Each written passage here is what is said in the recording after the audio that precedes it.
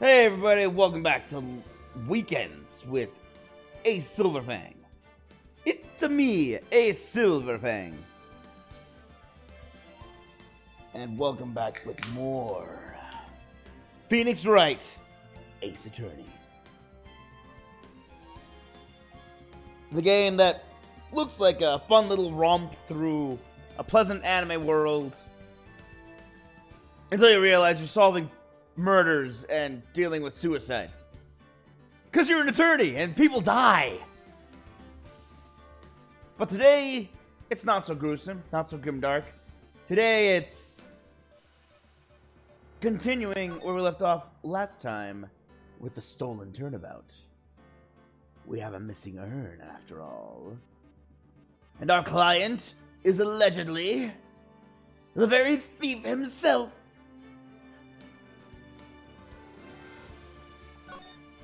But we've made it to the trial. Let's see how this goes, shall we? October 13th, 9:36 a.m. District Court, defendant lobby number 4. Hey, Nick! What is it? Is something wrong? Nah, but did people steal the... Did you steal the people here? It's crazy! Oh, so check out the Master Glossy I bought. Master Glossy? They have pictures of him? You bought this... where? With the little tents in front of the courthouse! They have all sorts of things for sale. You know I'm a sucker for that kind of stuff.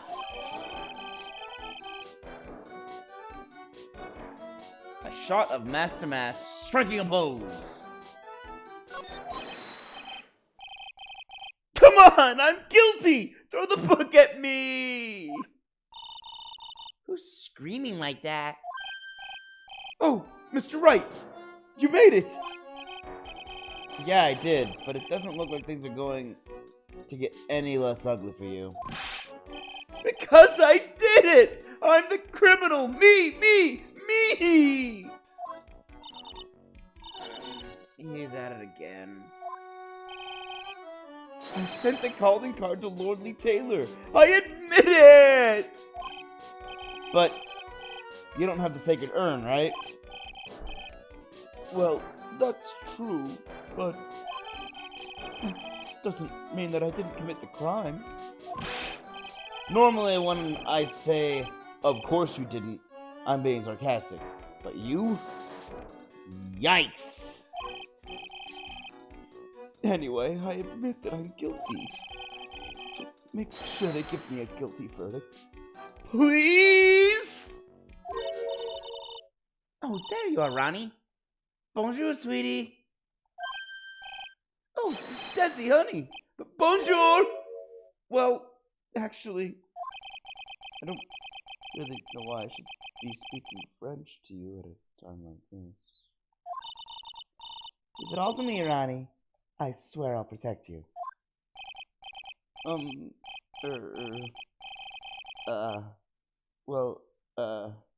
You see, actually, the thief is me.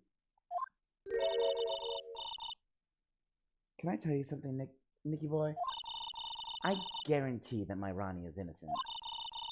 If he's declared guilty, I'll be ever so cross with you. So why are you smiling when you say it?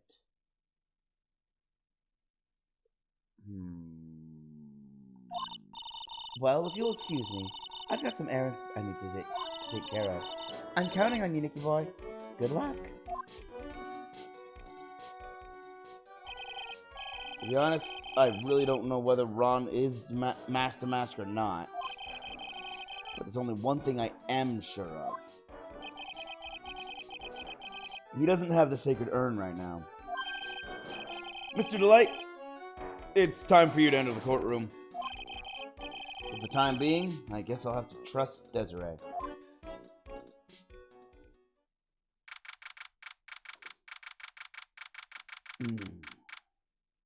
Yeah, there's no way he's the criminal. I know this because he's got such a poor presence that I forgot he was my client until just before the stream. I was thinking, who is my client? That I finally remembered right before I started the stream. I tried to remember all week. On the other hand, if I had the real Master Mask as my client, I probably wouldn't have forgotten. October 13th, 10 a.m. District Court, courtroom number 6.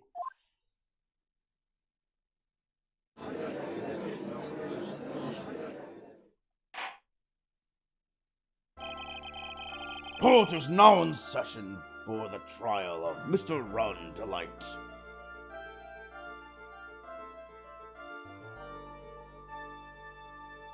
I think I just got his name's pun.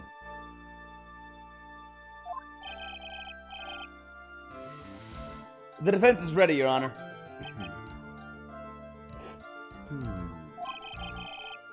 What about the prosecution? Are you prepared to... What a stupid question. What did you say?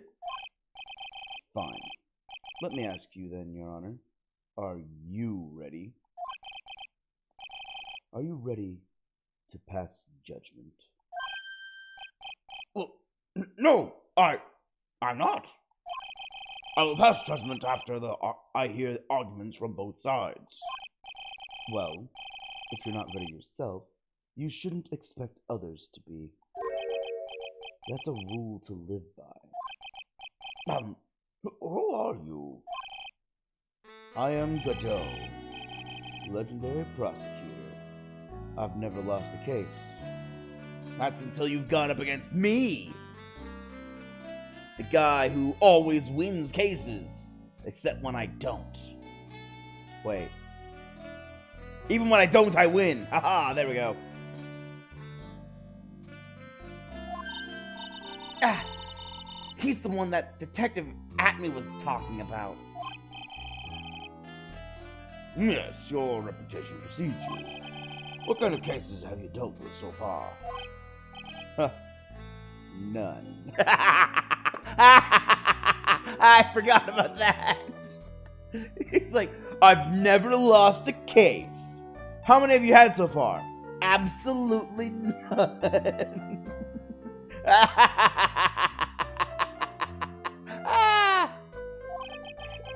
What did you say? I've never prosecuted a case before. Never? But you said you've never lost before. Exactly. I've never lost. I've never won before either. Quite arrogant for a beginner, aren't you? Even the mightiest of redwoods begin their lives as mere saplings. Yes, but a mask in a court of law? Huh. Don't you know anything? No matter the man, we all wear masks. Either on our faces or over our hearts. This guy's the real deal, alright, Nick? She doesn't look convinced by that. He's the real deal. Why does it seem like all prosecutors are the real deal? So we finally meet Mr. Phoenix Wright. Hey! Nick, is he a friend of yours? No, I don't have any friends that call me Trite. Who is this masked man? I've returned from the depths of hell to do battle with you. Well then, Prosecutor Gobo. It's not Gobo, it's Godot, Your Honor. In any case, please give me your opening statement. Opening statement? Those things are not fit for even dogs to consume. I have only one thing to say before we start. To you, Mr. Trite. What is it? Are you familiar with the saying, a chain is only as strong as its weakest link? I wonder how much you can withstand the before you and your case break into. What? Well then, let's hear from the first witness, because this is going nowhere. My name is... No one has asked you your name, witness. The important thing is what you know. That's all. Start talking. We're listening. Yes, sir. All right, witness. First, let's hear about what you know about the thief that stole the herb. Yes, sir.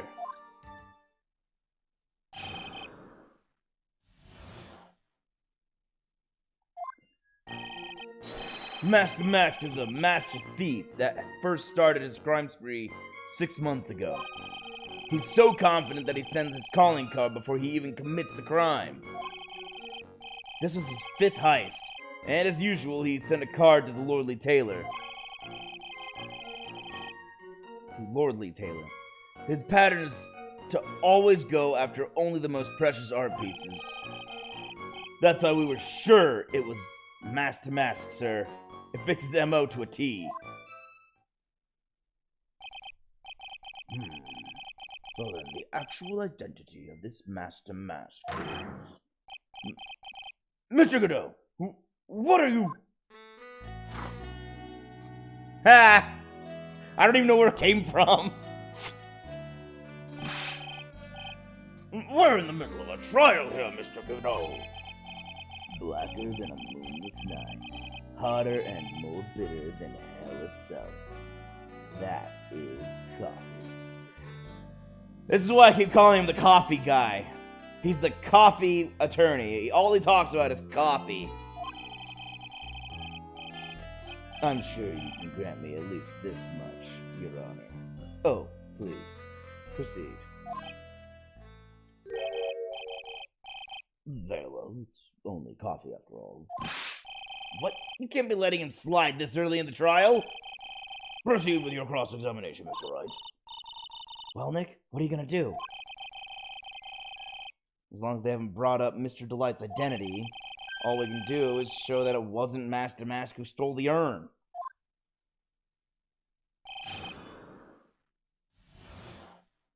Okay, hold on. I'll be right back. My oven's going off.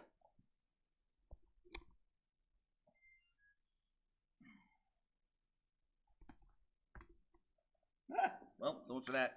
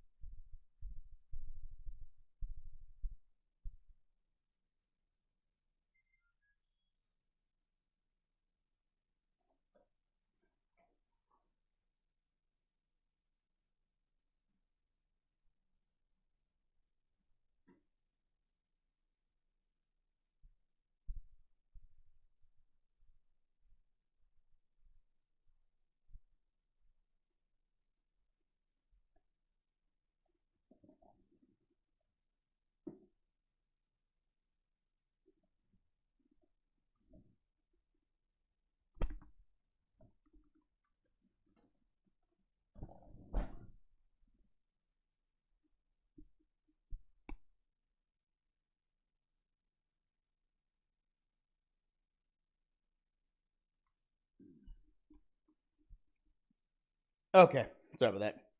Just cooked up some taquitos before the show and needed to take them out so they didn't burn and so the timer stopped beeping at me.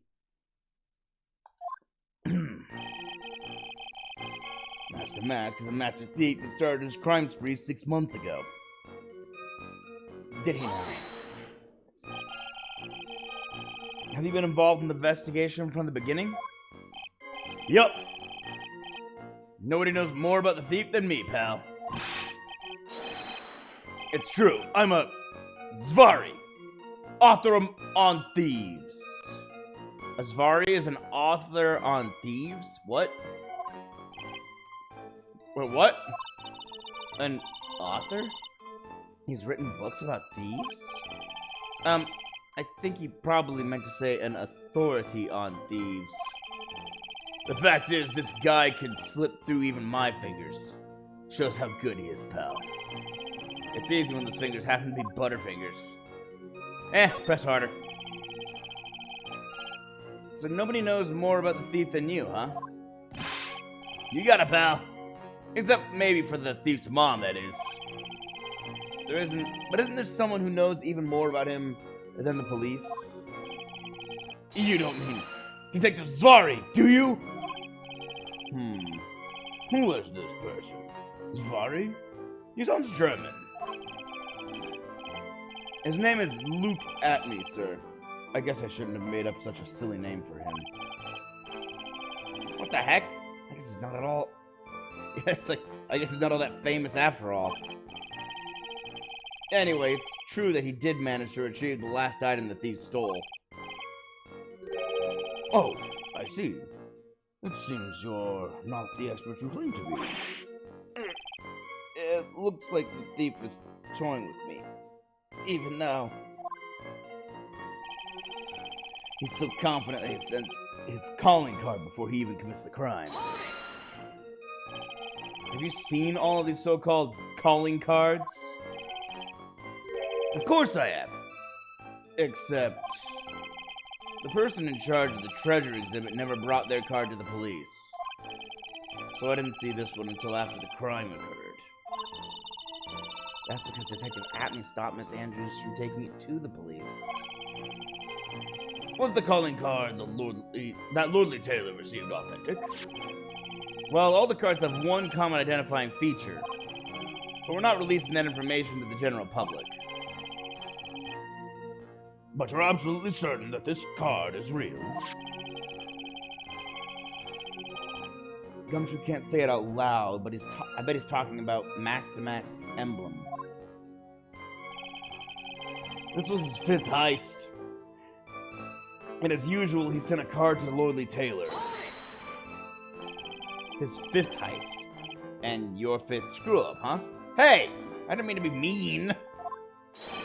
Objection, pal! That ain't fair. Maybe you can say I screwed up 4 times. But this last time wasn't my fault. I didn't know about the calling card this time. You of all people shouldn't be chuckling about this, Detective Gumshoe. I just want everyone here in the courtroom to know something. If you ever get a calling card from this guy, don't call some stupid private eye. Call your local police right away. Got me? Wow, it looks like he's really got it in for Detective Atney. Yeah, he kind of... Atney basically in... This is the problem with... There's a right way to be a vigilante and a wrong way. Believe it or not, there are laws that protect vigilantes. There's one law that states that as long as you announce that you're making a citizen's arrest and you tie them up, wait for the police, and don't actually cause more harm than is necessary, you're fine. The problem is, one of the parts states that you can't be interfering with a police investigation. And Atney did exactly that. He interfered with a police investigation.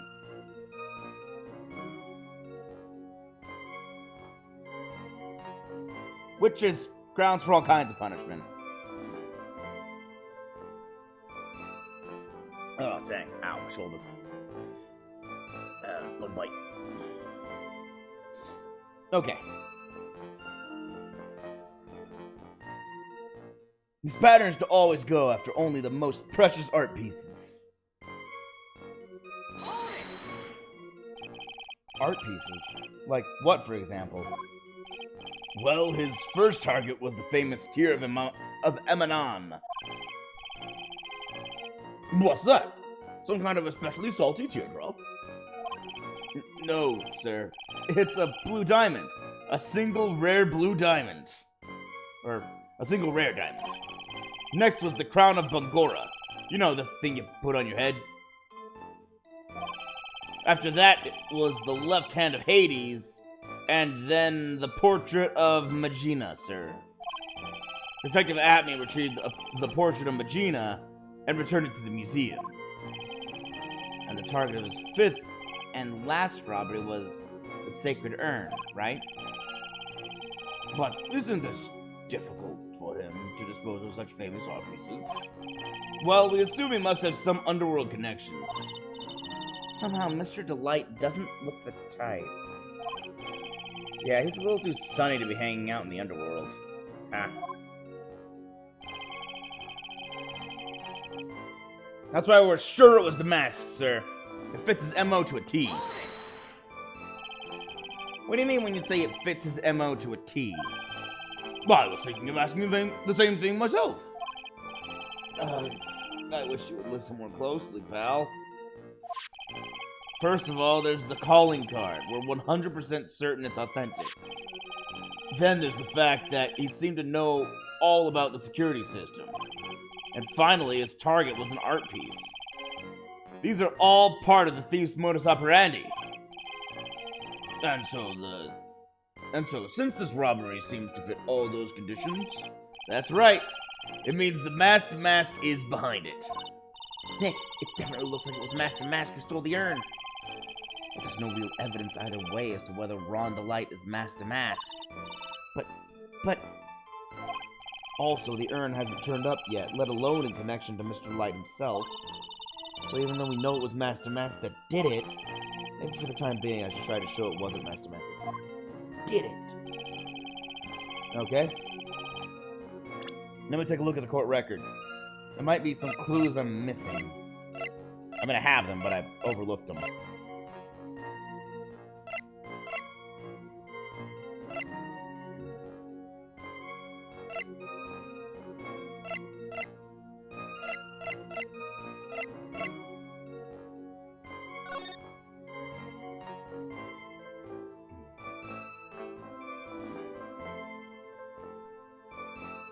Wait a minute.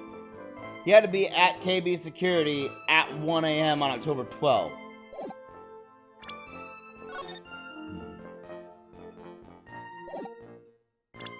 Wait a minute! I just read the second part of that. If you don't, I'll take that red diamond you received the other day instead. If the diamond he stole was blue... By he, I mean... Master Mask. And Luke Atme received a diamond in exchange for returning the painting, then that's the red one, which means...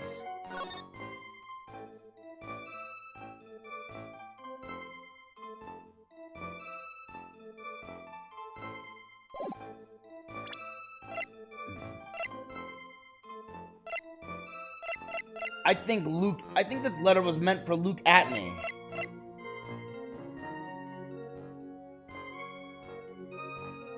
Especially since, wait a minute, the warehouse camera went off at around 1 a.m. Luke Atme was there at 1 a.m. because he was hit in the head. Okay, all of this doesn't make a lot of, all the evidence isn't really fitting together yet. I'm definitely missing some key pieces here. Found in the KB security building at around 1 a.m. night of the crime.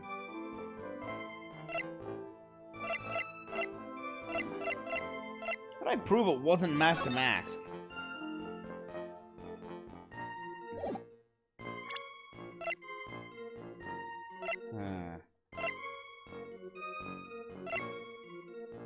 I've got it! Aha!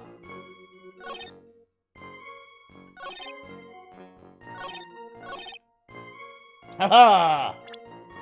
Sorry, Maya.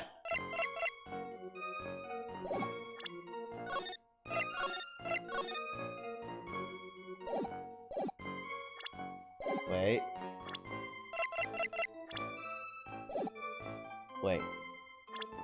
Sorry, just remembering the controls again. There we go. Haha! It has no monetary value! Can I ask you a little something, Detective Gumshoe? Just hearing the little in that question is making me nervous. You said that he always goes after the most precious art pieces, right? That's right, pal. But there's one problem. That's not what he did in this case. The supposedly priceless urn doesn't exactly rise to the level of precious art. What do you mean? Nick, how can you say such a terrible thing? Sorry, Maya. No, I meant from a financial point of view. I mean, it wouldn't fetch a good price. Well, Prosecutor Godot, what is the value of that urn? The appraisers I spoke to said they couldn't attach a price to it. And I mean that in the worst sense. So in other words, it was not the kind of item that Master Mask would normally go after.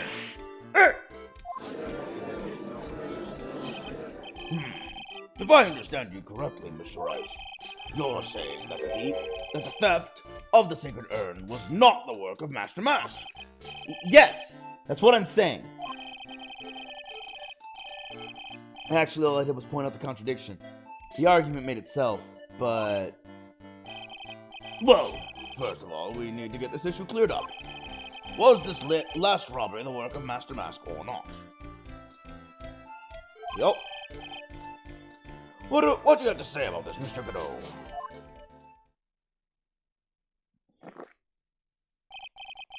This coffee here, it's my own special blend.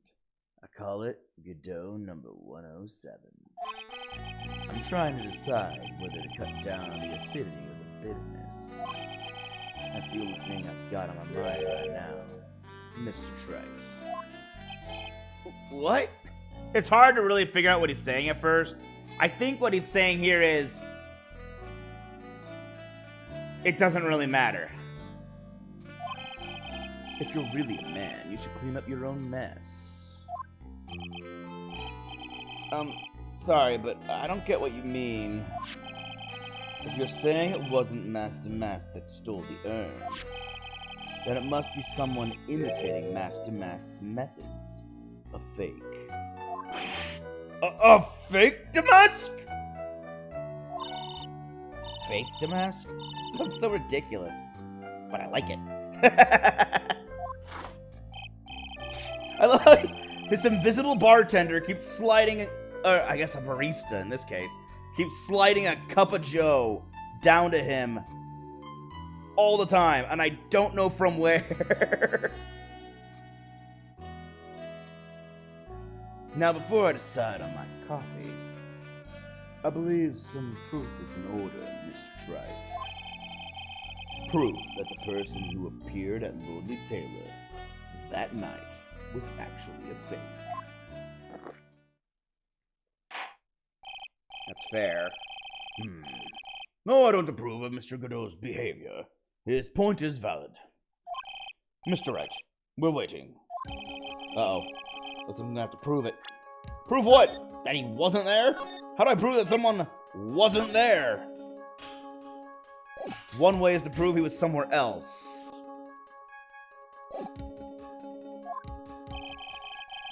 I need to prove that the person at Lordly Taylor that night was in fact fake Damask.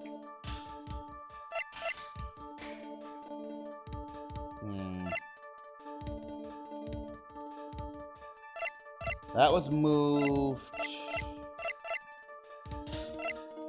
I don't have a lot of evidence.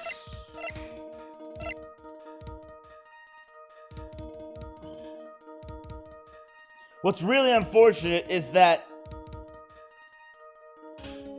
fake Damask had an actual Master Mask costume because he was caught on camera leaving.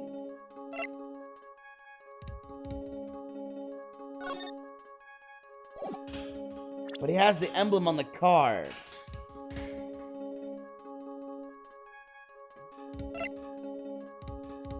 So that's not proof.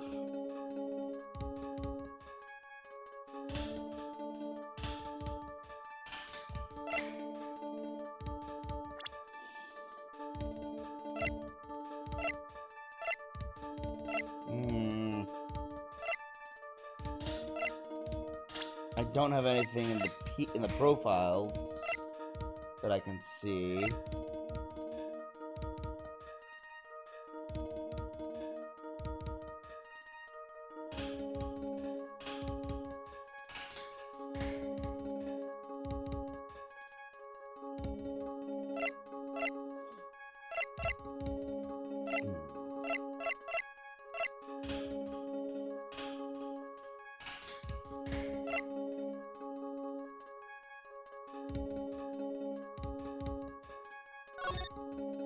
There's the photo.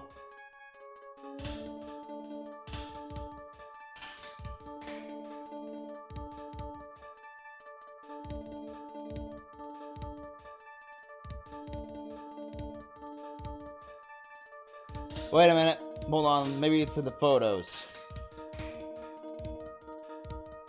Okay, he's got the little button on the top of the hat. He's got the tassels. Okay, and the real photo of Mask to Mask. Because they gave me this, right? At the start of the show? Start of the trial? So, wait, there's a big button there.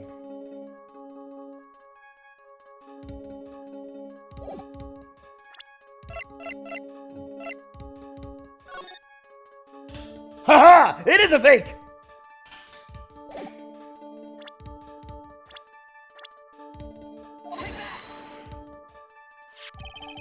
The proof is right here. This looks like a photo taken by a security camera. But if you look closely, you'll notice something peculiar about it. Huh. Well then, why don't you go ahead and show us what it is? Go on. Use this pointer and point out... I didn't get to read that fast enough. Well, point out what's wrong. Yeah. It's right here, of course. You mean Mask to Mask? You mean Mask to Mask? I have here a piece of reference I would like the court to take a look at. Isn't that the publicity photo I bought this morning? It is, and thank you for buying it. It's incredibly useful. The problem I have with the security camera photo is the brooch on Mask to Mask's chest. A breach? Here! Bailiff! Get my steed! We need to retreat at once! You ride a horse? A brooch, Your Honor. It's a sort of clasp for holding one's cape on. A clasp, eh? Ah, I see now. But the Mask to Mask and security photo... Ah! He has no brooch!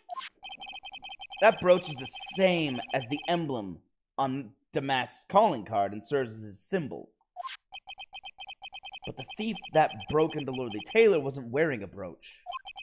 In other words, this Mask to Mask is a fake. I've been fooled again!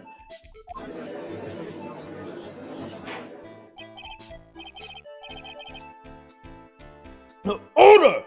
It's true. Undeniably true. Detective Gumshoe, how could you have overlooked this? I'm sorry, sir. I don't know how I... Hey now. If you're gonna have a pity party, invite me too. Mr. Gado, you deserve some blame in this too. How could you have overlooked such a large brooch? Ha! The brooch you're talking about. You mean this? Ah! That's Master Mask's brooch! Where did you find it? Well, I've always had a good nose for evidence. I got it at the crime scene. It was hidden in the shadow of a big female Buddha statue. Buddha statue? You must mean the Amy Faye statue. Why didn't you tell me about that, sir? I always put evidence away in my pocket. After all, it's the safest place for crucial evidence. That is not true at all! You don't put evidence that's important in your pocket! This guy is one cool customer. It's the mood to be shaken up, isn't it, little lady? That friend of yours left pretty little hickeys on there, too. What? That friend of yours left pretty little... what? Hickeys? Figuratively speaking, of course. I'm referring to Rhonda Light's fingerprints. What? Or maybe more of a... what? What? The defendant's fingerprints are on the brooch? Well, that's not good. Order! Order in the court! Mr. Godot, let's see that brooch. I've grown attached to my metallic girlfriend here. Take good care of her. It appears to have been torn off some clothing. There's a little bit of cloth left on the back. Obviously, there must have been a big struggle that night at the crime scene. Uh-oh. Phoenix, we have a problem. Found in the shadow of Amy Faye's statue. Looks like it was torn off of some clothing. Huh. You mess with Godot, and you get burned. He's been playing me like a violin. Well, Judge, I'm about ready to call my next witness. Huh? You done with me? But I haven't proved anything yet. You've proven your own incompetence. That's good enough. That doesn't sound good at all. Bailiff, bring the next witness to the courtroom. Finally, time for the ace detective to make his appearance. Huh? Oh, no. Finally, time for the ace detective to make his appearance, huh? 1 second is one drip in the pot of coffee. Let's hurry it up. Pot's almost full. Shh! Silence!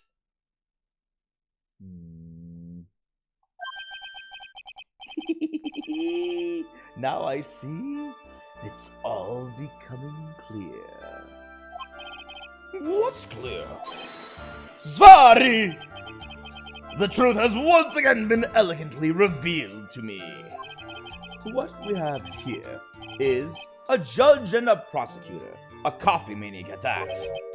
Am I correct? Well, duh, you're in a courtroom. Well, yes, that's right. Not bad at all. And you're drinking coffee. It's not hard. A child could do that.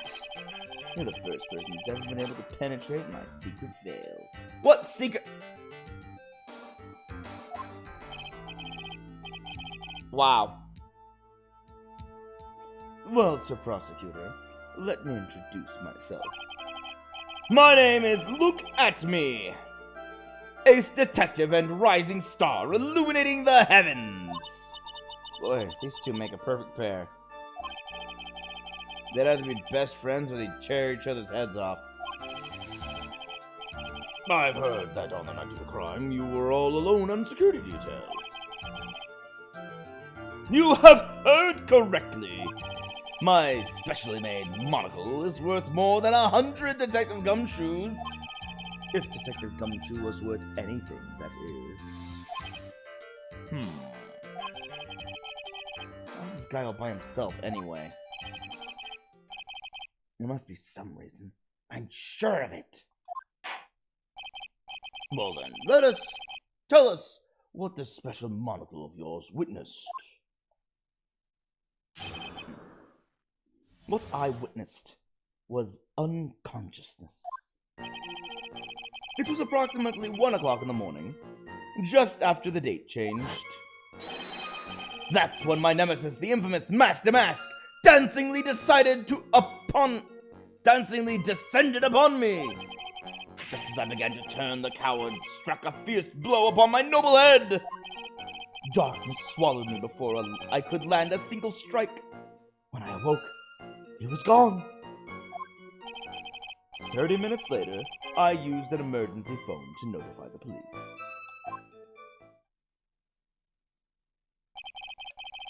So you didn't get a clear look at the criminal? My specially made monocle never misses a thing! However, that is limited to things that fall within my own visual range. But of course, that's only natural. I fail to see why the witness seems so proud of his performance that evening. Well, Sir Old-Timer, let me explain. We are not speaking of any ordinary thief, but the King of Thieves, the great Master Mask, my arch enemy. That is what my instincts and my years of experience tell me. Very well. Proceed with the cross-examination, Mr. Wright. I want him torn a new one. Do it now. Okay.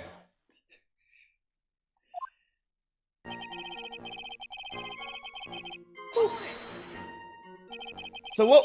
That would be 1 o'clock in the morning of the 12th, right? Correct? That's an impressive deduction, Sir Lawyer. You were on security duty that night. Where exactly were you at the time? A penetrating question. I was in the basement warehouse near the computer. Near the computer, huh? So then you weren't trying to remain hidden, I take it? Up to this point, I have tried to remain concealed while waiting for the thief. Yeah, I said the same thing yesterday, too. Haven't you also said that they've never spotted the thief at the crime scene before? Precisely! That is precisely why I chose not to hide last night. I knew that by not concealing myself, I would be putting pressure on the thief.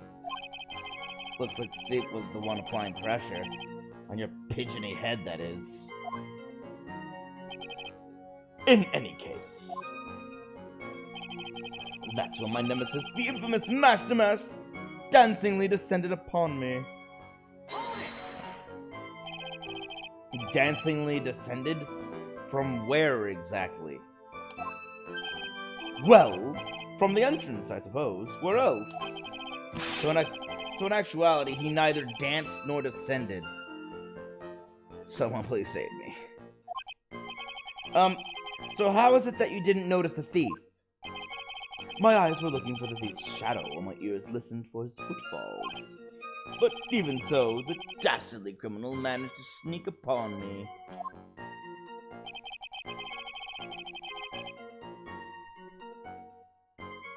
It can only be due to his subtly camouflaged cape and soft-soled shoes. I wouldn't say his cape's camouflaged. I hear my W. Ace dunce. Ah.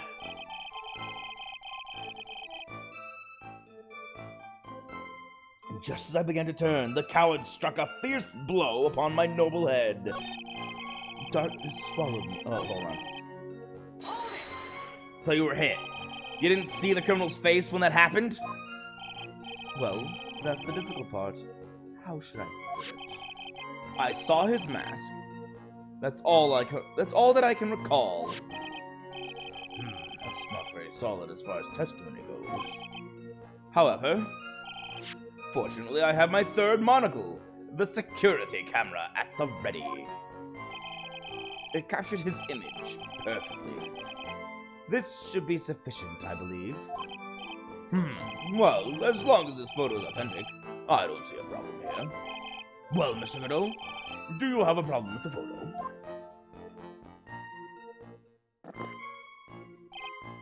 Good.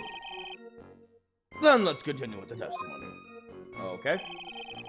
Darkness swallowed me before I could land a single strike. When I awoke, he was gone. Attacked and knocked unconscious? And you weren't able to do a thing? That certainly is some very impressive detective work. Well, Sir Lawyer, have you ever been suddenly struck on the head? Huh? Well, actually, yes. By a fire extinguisher. And what happened? I was knocked out. And you lost your memory, too. You see, you have no right to look down on me then, do you? The only reason I didn't lose my memory was because I have more brains to begin with. Ow! You may have brains, but the wiring to the self-reflection part seems to be severed. In any case, that was how I was knocked senseless. And then 30 minutes later, I used an emergency phone to notify the police. After this 30 minutes, my silver cord was loosened and my soul fled to the golden halls of Elysium. As usual, I have no idea what this guy is saying. I think he's saying that he was still unconscious. Yeah, I think he's saying that he was out cold. So, what happened during these 30 minutes? no one can say, Your Honor. That span of time has truly vanished into the ether. Just what is he going on about? There's something suspicious about Detective Atney. How could he not have noticed when the thief came in? Also, he says he was knocked unconscious before he could fight back. But that can't be right. It contradicts the evidence. Huh? Which piece? The real question is, why would he tell such an obvious lie? So he's saying he... Oh, yeah, right.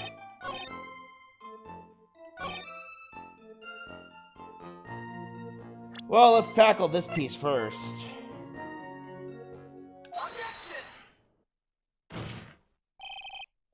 Mr. Atney, could you take a look at this with that special monocle of yours? Ha! This belongs to the criminal mastermind, my arch nemesis, Master Mask.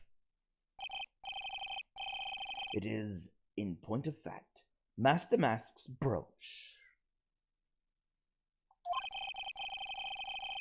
It was found on the floor of the basement warehouse. I wonder how that happened. Huh. Elementary, my dear lawyer. Obviously, it wasn't glued on well enough.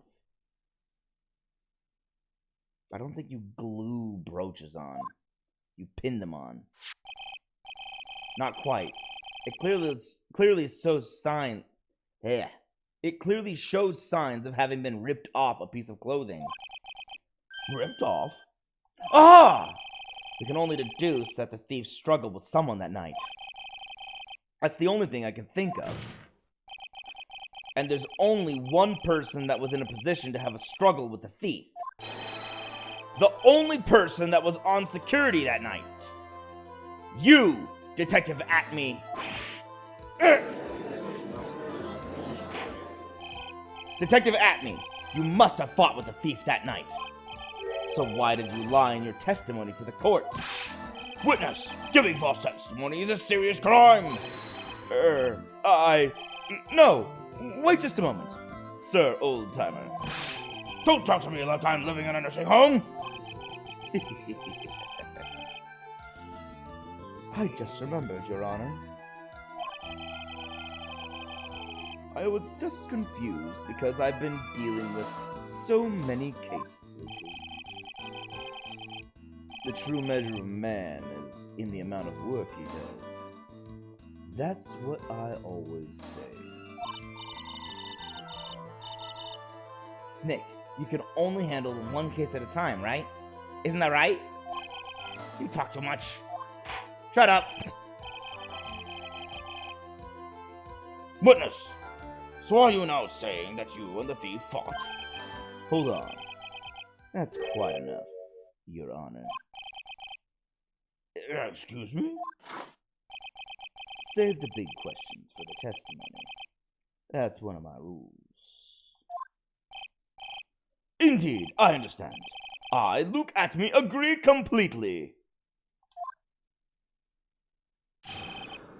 Fight with the thief. Indeed, it's true that I looked away from the door for a brief moment.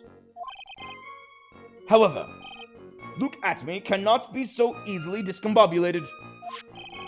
Unfortunately, the thief grabbed a weapon from the side and rendered me senseless. A true gentleman fights only with his own fists. But they were not enough. His first blow struck true. Bam! And that's all she wrote. So in the end, you did catch a glimpse of Master Mask? Correct! It was during his third crime that he struck me from behind. Wait. What? No! This was his fifth crime. What? What? It seems that my memory has become a tad jumbled, so to speak. That's certainly understandable. I myself always get confused about which testimony goes with which case. That's not a good thing for a judge. That can't be good. This was not his... this was not his third crime. I'm just saying it was in his third crime, which it's not. We have evidence you were hit this time. Indeed, it's true that I looked away from the door for a brief moment. Oh, okay. So why did you look away from the door anyway? In addition to the camera, I prepared a variety of other sensors as well. The alarm on one of those had gone off, so I had to check the data. That's why I went to the computer. Elegantly, of course. So you were momentarily vulnerable when you were working on the computer? What should I do? Should I ask some questions? About the sensor. Where was it? What kind of sensors are you talking about? There are other placements in the basement that someone could enter and exit from. Where? Okay, there are air conditioner ducts, sewer pipes, and a cat door as well. I hooked up heat detecting infrared and ultraviolet sensors to each of them. That's a lot of hardware. Was it all yours? Lordly Taylor Department Store was kind enough to provide the monitoring hardware. Naturally, the security camera that took the photo belonged to them as well. In other words, he couldn't have rigged the equipment, huh? Has that cleared up any doubts about me, sir lawyer?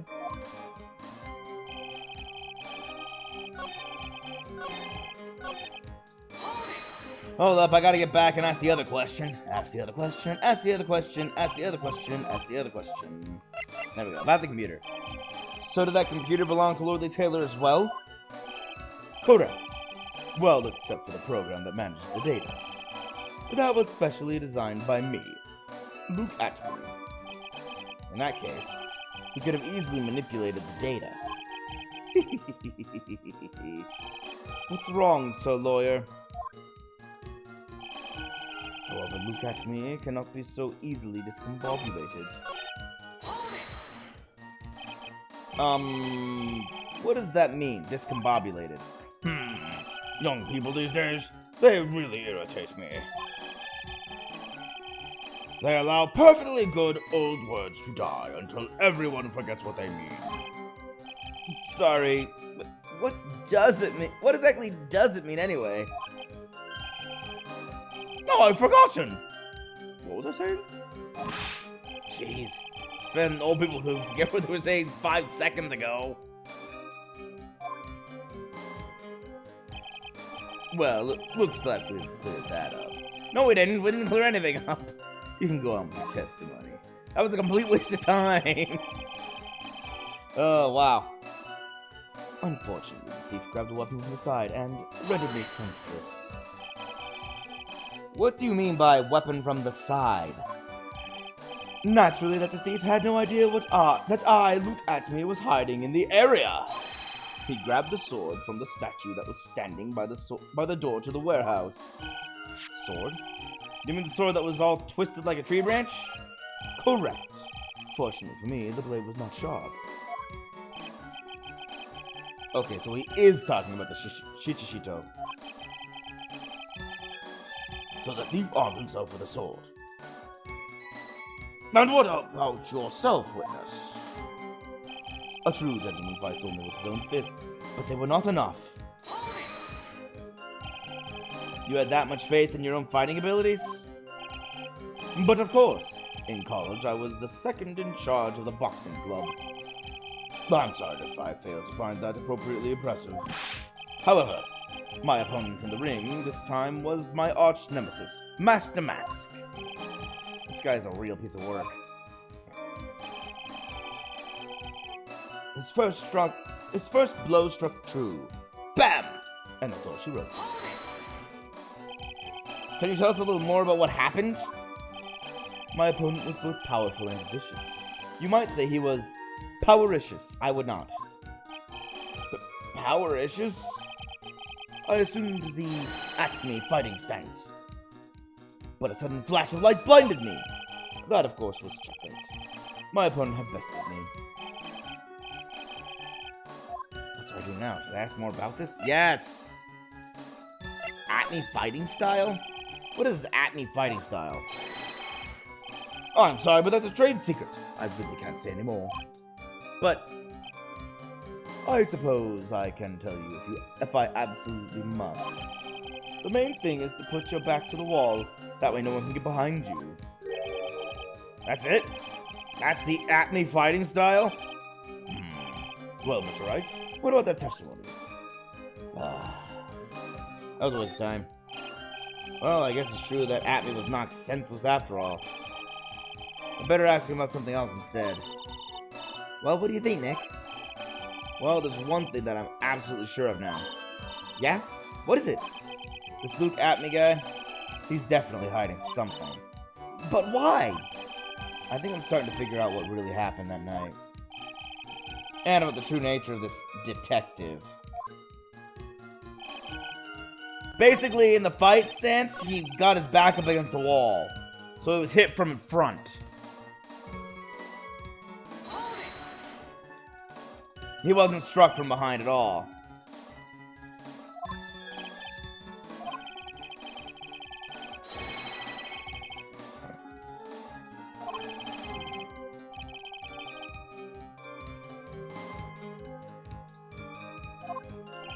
Especially since there was only one photo taken, not two. And the photo was of the guy leaving the warehouse. You were blinded. So what was this flash of light that blinded you? I was bathed in a golden light that seemed to come from the statue of the woman. The statue of Emmy Faye, I'm guessing. Well, that wasn't very much help at all. Well, what do you think, Nick? Well, there's one thing that I'm absolutely sure of now. Oh, dang it. So, it really... him having a back against the wall is important?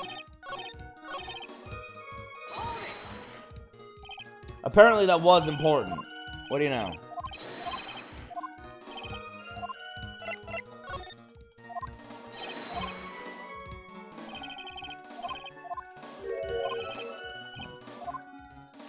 Very important, I guess. Of course it's important. We've learned a detective's secret technique after all. Yes, indeed. I'll remember to use it if I ever take a walk alone at night. Why the heck is he eyeballing me like that? It's creeping me out. Why would I want to hurt you? Stop that. Now then, witness. We'll go ahead and add that secret information to your official testimony.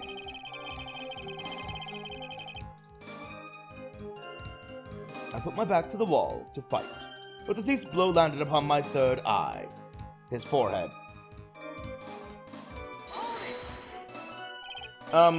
Where is this third eye you're talking about? Oh, it's right between my left and right eyebrows. It's quite invisible to the unenlightened. You may call it the forehead if you like. Why didn't you just say that in the first place? So, lawyer, it looks like the creases in your own forehead are getting deeper. So Mr. Atme got hit on the forehead then? That's what he says. I got a funny feeling about that. Actually, so do I.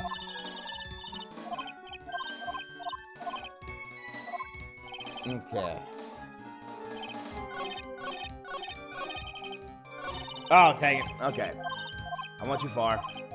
Back around. Back around the carousel. There it is.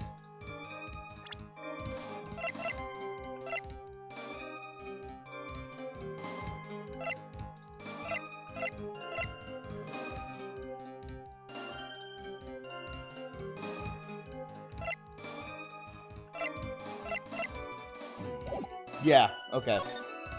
He told us he was hitting the back of the head. Now he's saying he's hitting the front of the head.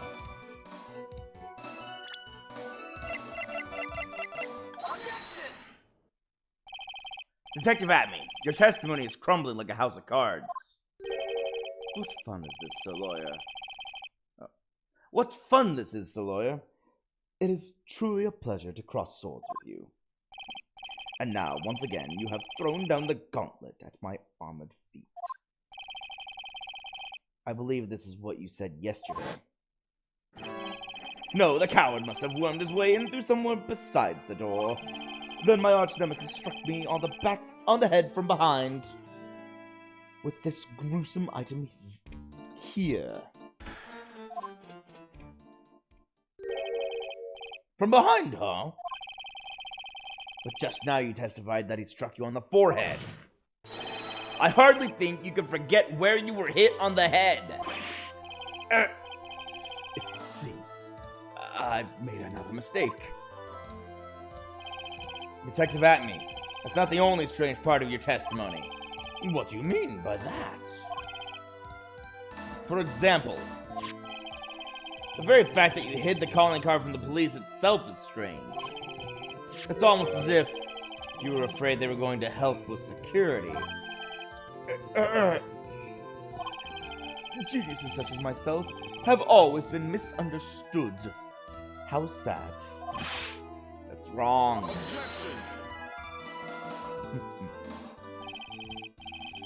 To err is human, to forgive divine.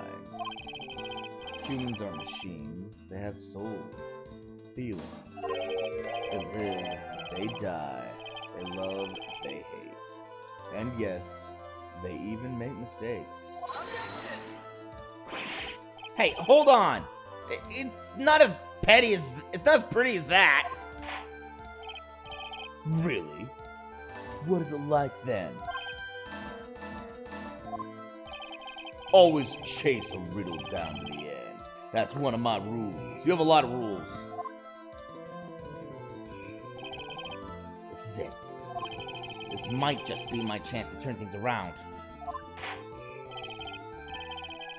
Mr. Wright, what exactly is it that you're asserting? Well, might as well save a little bit. Very well, Your Honor. The defense asserts that...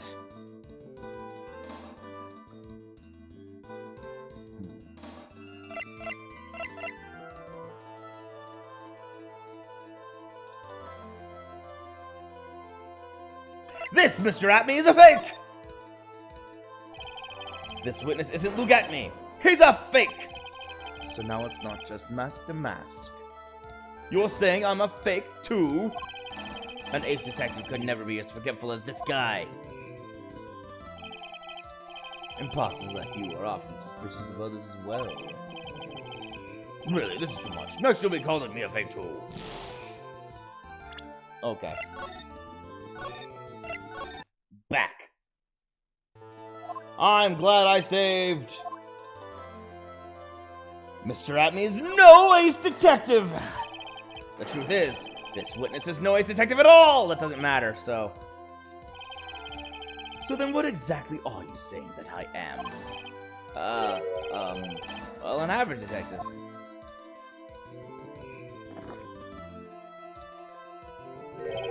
I hardly see the relevance of that.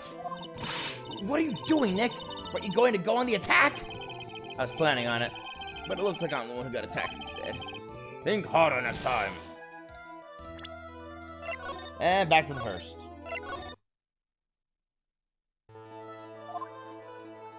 Okay, that's all that's all of them. Mr. Atme is mask to mask. The answer is simple. It's all clear to me now.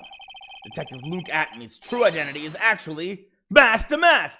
Yeah, that confirms my earlier suspicions that Luke Atme is not actually mask to mask.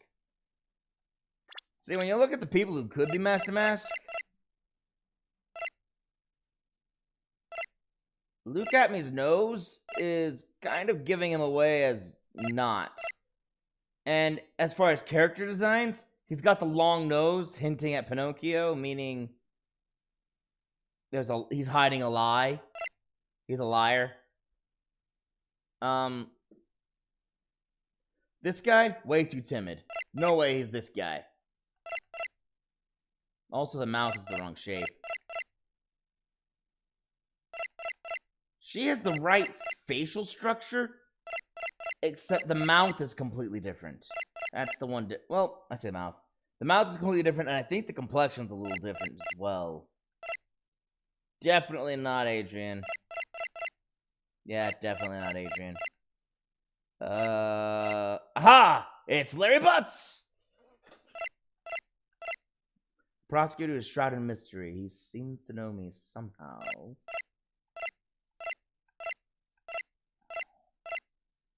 So yeah, I don't think we actually have any idea who Master Mask is.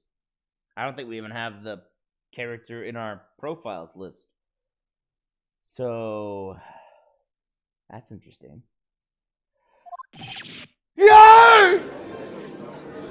Yeah! He's like, what? Order in the courtroom. Mr. Wright, what is the meaning of this? There are too many unnatural parts to Mr. Atmy's story. He says he was hiding at the crime scenes, which is why no one ever saw him there. And then, in his last case, he managed to outperform Detective Gumshoe and the entire police force to miraculously retrieve the stolen treasure. That's because I analyzed the crime scene data and made an exquisitely elegant deduction. I picked up on clues that the police overlooked in order to arrive at a... Oh, please. The explanation is far simpler than that, Detective Atmy. The truth is that you are, in fact, Mask to Mask. But Mr. Wright, this photo, it clearly shows Mask to Mask. This security camera belongs to Lord Lee Taylor department store. He should have been able to manipulate it. He didn't need to manipulate it. He gained access to the warehouse under the pretense of providing security. Then he simply dressed up as the thief and stole the urn. So, the ace detective is actually an ace thief? Is this true, witness? Ha!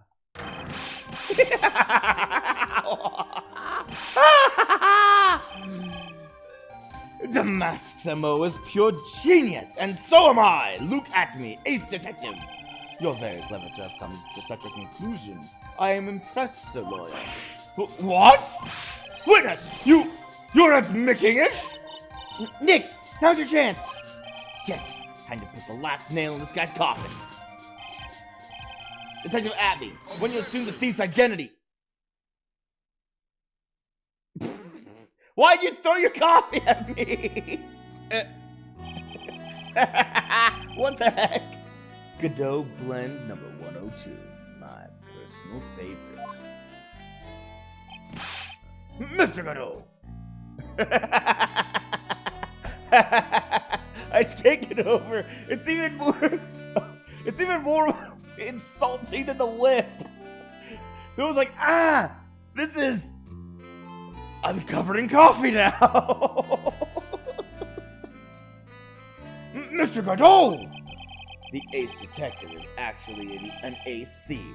I smell a best-selling novel. There's only one problem. It simply isn't true. But Mr. Godot, Mr. Wright has made some very strong points, and I will admit my opponent has woven a compelling narrative out of whole cloth. But it is, in fact, nothing more than a patchwork quilt. Mr. Wright, if this detective really is the thief, then show us the proof of your claim. Oh, crud. Show us the proof!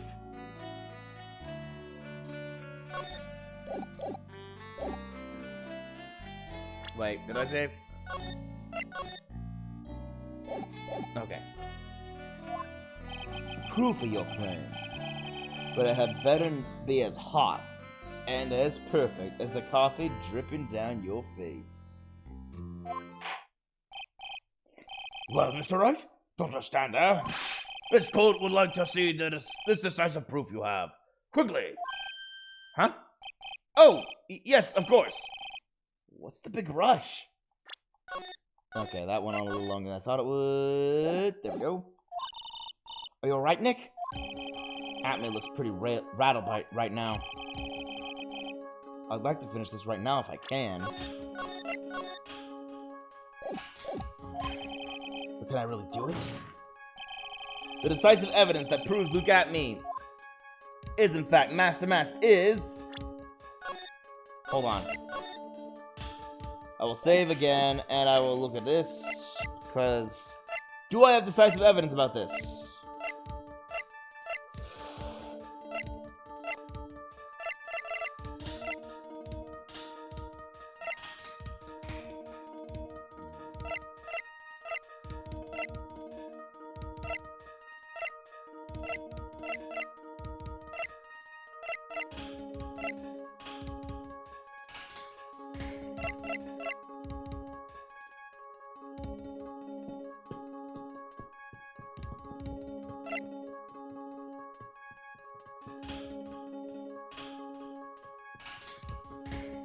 It is weird that it's still weird the camera only went off once.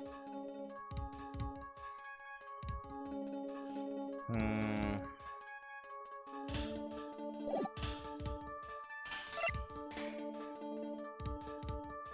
gonna say it's yet to be found. Proof? Of course I've got nothing. Huh. Just what I thought. A man has to hold his head up high no matter how bad things get, after all. Oh, I see. Oh, I thought perhaps you had some evidence to back up your assertion. This is no good. Got to stay on the attack. I'll never get another chance with this guy as a thief. Don't give up, Nick. Think harder and try again. It's no good. I'm just not ready yet. But are you going to just give up and let us lose this? So you've come to your senses after this. So, lawyer, I can't think of a counterattack at all. It seems the cloud of suspicion surrounding this witness has lifted. Mr. Godot, Who? Oh! Who are you? That doesn't really matter right now, does it? I'm almost 100. Ah, dang. That's the problem. She's the best fit. She is the best fit for being the thief, except for one problem. She was with a cop all night because she was racing him. She's got a really good alibi.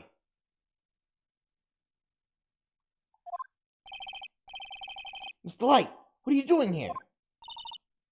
Nicky boy, the thing you've been looking for. I think I found it. You mean that bag? No, not the bag. What's in the bag? Why is it pieced back together?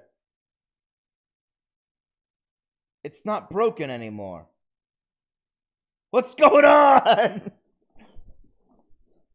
Well, That's the sacred urn! Nick, it's the sacred urn!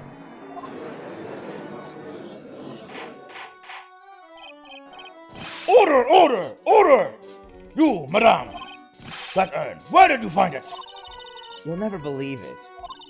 It was in the office of Mr. Fancy Pants Ace Detective. Look at me. How, Desi, you're the best!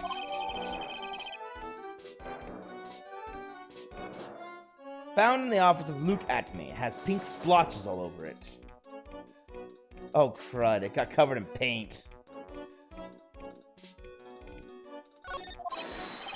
Well, how do you explain that one, Mr. Atme? Even you are going to have a hard time weaseling out of this one. Pathetic. Mr. Godot, do you have something to wish to say? Yes, Your Honor. It simply amazes me how quickly times change. In the old days, a man was to be taken at his word. It's truly sad. You're still denying that Mr. Atman was involved? Before casting aspersions at Detective Atme, consider the young lady here. Your name is Desiree. Desiree Delight, is that correct? Yes. What about it? Ha! How charming. The length that a woman is willing to go to save her husband is truly inspiring. What are you insinuating? As the wife of the criminal, you could have discovered that stolen urn anywhere. Including the office of the good detective here.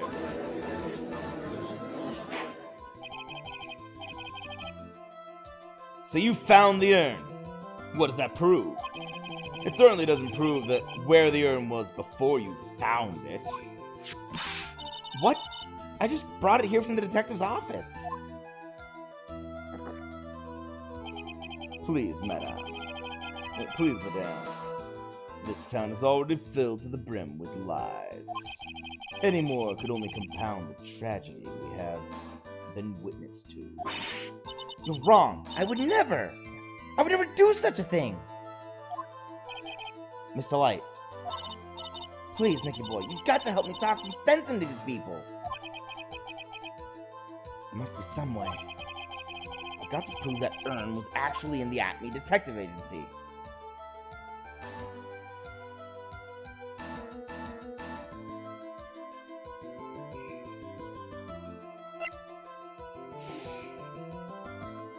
Show fingerprints on the urn!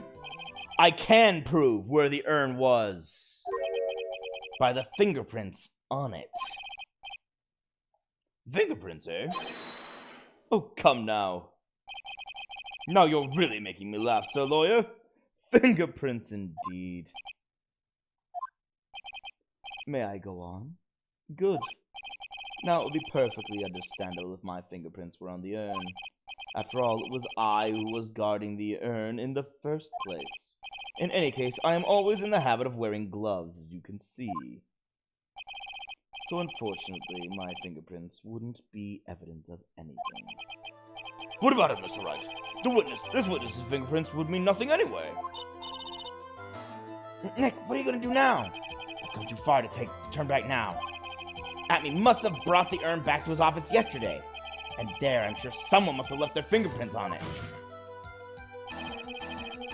The defense proposes that the fingerprints of this person should be on the urn. Mine! So what is all this fuss about fingerprints anyway? Mr. Atme, do you recall the events of yesterday? Hey, Nick, come on. Open it up. Hey, wait a minute. You can't just open his private property. Don't be such a fuddy-duddy. This is an important investigation. Well, what's in there? Hang on a sec. I'm taking it out now. Whatever it is, it feels kind of hard and smooth. Well, hello there. It's true that I didn't get a chance to look in the bag at the time. But I did touch what was inside. What? You touched it? And I remember it very well. It was smooth and hard. Well, that was just... Your Honor, I'd like the court to examine the fingerprints on that urn. If my fingerprints are on there, then it proves that the urn was in Detective Atme's office. Objection! Well, even if your fingerprints are on the urn, it still doesn't prove when they were put there, does it? Of course it does. What did you say? It's not what I say, but what Adrian Andrews, the person in charge of the exhibition, said. I polished it until it was just about glowing. I thought maybe I could make it look more valuable. She polished everything off of it. If she polished it that much, she must have removed any and all fingerprints on it. And the only chance I had to get my fingerprints on it after that was yesterday at the Acme Detective Agency. Huh! This blend, Pinto blend number 107, I've decided it's a little too bitter after all.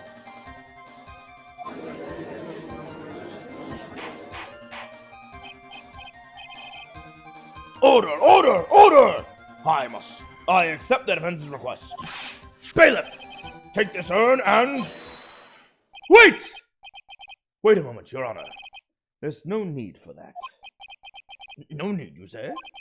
Precisely. I already know Mr. Wright's fingerprints are on the urn. What are you saying? Yes, I've finally broken him down.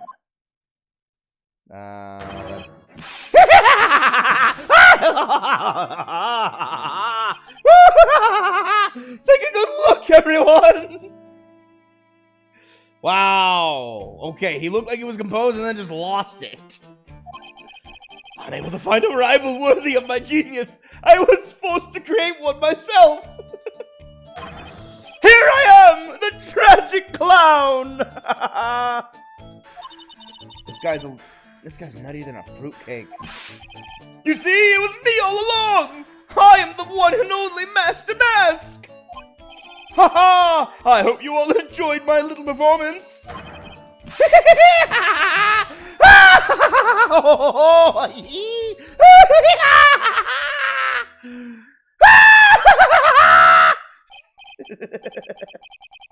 Just started going absolutely insane. Well, Mr. Crow, what's Mr. Ratmay's condition? He's still in the lobby, laughing insanely, Your Honor. I wish I could enjoy the joke as much as he seems to be. Well, it looks like the matter has been settled. I came perilously close to besmirching the record of an innocent young man. Besmirching him with the title of thief. Nick, you're right after all. Yeah, I guess Mr. Delight really wasn't the thief. The court finds the defendant, Mr. Ron Delight. Dun dun dun! Hold it! You're wrong! Wrong, I tell you! I mean, not exactly wrong so much, but actually not right is what I was really trying to say. Oh no, he's not. This can't be happening. The thief, the sneaky, odious thief who's been stealing all the treasures. It's me! I'm him! I'm the one you want. I'm the thief, I tell you! So do it! Pronounce me guilty, please! Why? I don't know what kind of kangaroo court you all think this is, but... Objection! The true identity of the thief has already been proven. Please hurry and pass judge. What are you talking about? I already confessed. I'm the thief, I tell you!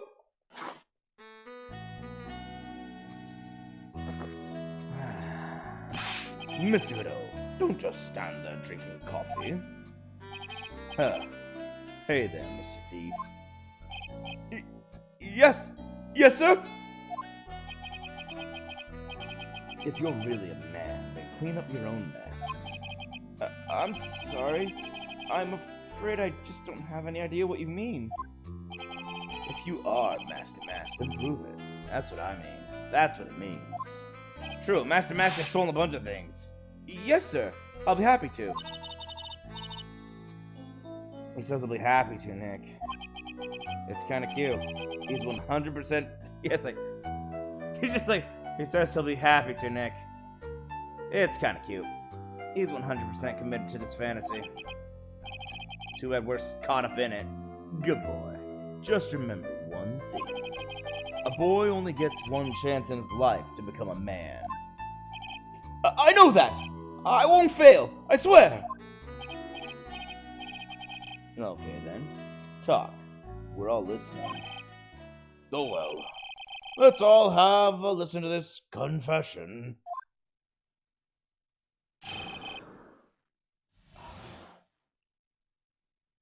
I agree with the judge. This has become a kangaroo court. Master Mask's identity. The truth is, I've been Master Mask all along! I mean, you can't prove that I'm not actually Master Mask, can you? I don't have an alibi for the night of the urn. For the night the urn was stolen, after all. I donned my costume that night and dancingly descended upon the scene of the crime. Look, you can see right there in the photo. That's me! That's not you. As for my brooch, I snagged it on the door handle and it got torn off, that's all. There's all kinds of wrong! You were here when he admitted— Oh my gosh. I don't like the direction this trial is taken. This is how every trial goes. At least with me, anyway. Ha! You're doing great. Stop it, Mr. Godot. You're embarrassing me. Like I said, you're only going to get one chance to testify, alright? But if you make it through this with flying colors, I'll keep my promise too. I'll make sure you stay locked up in prison as the one and only true Master Mask. Thanks so much, Mr. Godot! I'll do my best! Oh my gosh, I've got to get him... I've got to snap him out of his delusions! Somehow! Alright, Mr. Wright, I'm afraid it's time for the cross-examination. Thank you, Your Honor. Okay. Let's tear his testimony apart. You may think you're the real Master Mask, but your wife thinks you're delusional. I haven't told Desi yet. About my true identity, I mean. Believe me, I've got my reasons. But the way your room is decked out, how could she not know about it? Even things have complicated family situations, I suppose. What should I do? It sounds like we're about to get sidetracked again. Well, press harder! So why are you withholding the truth from your wife? Well, first of all, I don't think she believed me anyway. And second, if there's one thing that Desi absolutely detests, it's criminals. If that's the case, then why did you ever start thieving to begin with? Well, Desi is crazy about shopping. She's a real shopaholic. But she's the love of my life, Your Honor. I guess you could say I'm a Desi-holic. So you do have a complicated family situation after all. Alright, that's enough. Please continue with your testimony. I beg of you. I mean, you can't prove that I'm not actually Master Mask, can you? I probably can. I thought you were going to be the one to show us the proof. I know that you're the... You know that you're the real Master Mask and not just some kind of obsessed fanboy.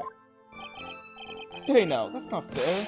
Why do I have to do all the hard work anyway? Maybe because you're the one making the outrageous claim for a change. Come on, Nick.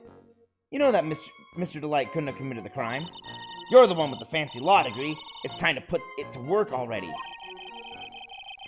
I need some kind of proof that Ron couldn't possibly be Master Mask. Well, I guess if you had that kind of proof, we wouldn't still be here, would we? For the time being, maybe I need to shift strategy. I should try to show that Mr. Light couldn't have stolen the urn. Anyway, I don't have an alibi for the night the urn was stolen, after all. Okay, so it's the alibi. You know what? I'm just gonna listen and then keep going. You got no alibi? I've been a judge for a long time, and this is the first time I've ever heard a defendant brag about having no alibi. But I tell you, I was in the Lordly Tailor that night! No. It's too vague, even for me. To be more precise, I was down in the basement warehouse. Hold on. What is it, Nick? Where was Ron Delight when the crime happened anyway? If we can prove he had an alibi after all, this case will be a piece of cake. Well, you're right, but... Ha! You think you can prove that? Wake up and smell the coffee. Well, I think maybe I can. Mr. Wright, do you have any evidence that shows the defendant has an alibi? I'm going to say no yet. Of course not. Don't be ridiculous. Oh, I'm sorry. Say, what am I apologizing for? You, witness, hurry up with your testimony already. I want to finish the testimony. I'm sorry. Why is it that I'm always the one that has to apologize to everyone in the end? I donned my costume that night and dancingly descended upon the crime scene. Dancingly descended? From where exactly? Well, from the entrance, I suppose. Where else? So in actuality, he neither danced nor descended. Someone save me. Again? I guess he thinks descended sounds more heroic or thief-like or something. Anyway, I was there at the crime scene, just like I said. Look, you can see right there in the photo. That's me. As for my... Oh, hold on. This is the photo that was taken by the security camera at the crime scene. No doubt about it. No doubt about it. That's Master Mask. Yes, but don't forget there's something important missing. The real Master Mask has a big brooch on his chest. As for my brooch, I snagged under the door handle and it got torn off. That's all. Actually, come to think of it, I just realized that he is wearing the Master Mask costume and he doesn't have the brooch on. Ah! Don't tell me that. No, there's no way.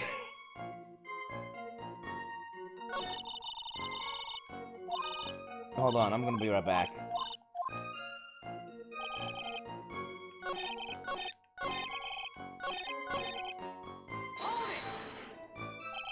Uh-oh, uh-oh.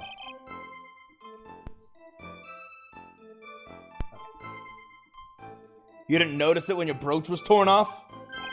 Huh? Well, I'm always a little nervous when I'm working. There's a bit of clothing left on the backside of the brooch. I don't think it could have been torn off that easily. Yes, but I don't see what that has to do with anything. Oh, crud. If Luke Atme was actually Master Mask, how'd the brooch get torn off? Yeah, that doesn't make sense either. Ah, dang it. Every time I think I've got it, something becomes weird. Yes, but I don't see what that has to do with anything. Right now we're trying to prove that Mr. Delight isn't the thief, right? Yeah, I guess so. Let me do the test one more time. Why does Mr. Delight want to be Master Mask so badly anyway? It's kind of disturbing. He doesn't seem like your typical attention whore to me. Unlike, say, you, Nick. I am nothing of the sort, thank you very much. But I gotta admit, the way Ron is acting is kind of scary. Anyway, time to poke some holes in that testimony of his. Easy, easy, easy, easy.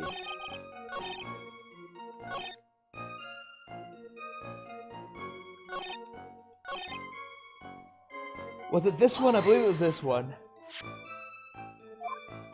Okay, if we go through this, and then I gotta say that, yes, I have evidence.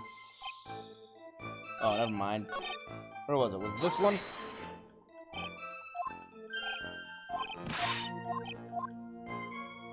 Nope, it was the previous one. The whole alibi.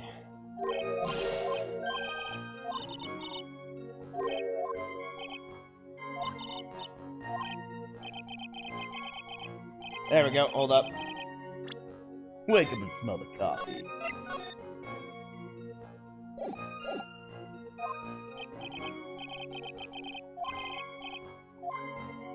Yes, I have evidence! I have the evidence. Or do you think I'm still some sort of third-rate rookie? Oh, I've never seen you this angry before. I'm not surprised.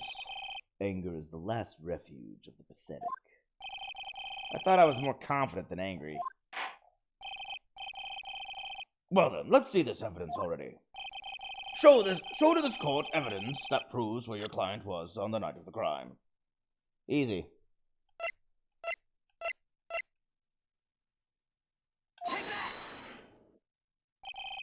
Mr. Delight, this wallet belongs to you, correct? Yes, it does. I had lost it somewhere. Mr. Wright, when you find a wallet, you should report it to the police right away. No, you don't understand. This is an important piece of evidence. Evidence? Mr. Delight, when did you first notice that you'd lost your wallet? Let's see.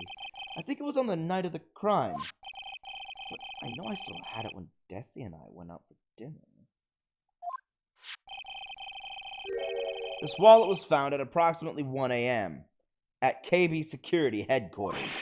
What? Surely you're not serious. Yes, I am serious. This proves that Mr. Delight was in fact at KB Security that night. No! So if the defendant was at KB Security at 1 o'clock in the morning, then that proves that he has a watertight alibi. No! Furthermore, Considering the distance between Lordly Taylor and KB Security, it would have taken 30 minutes to get there by car, according to Larry anyway. And that's going pretty fast, which means probably more like 45 minutes. Maybe even an hour. Well, Mr. Godot, do you have anything to say?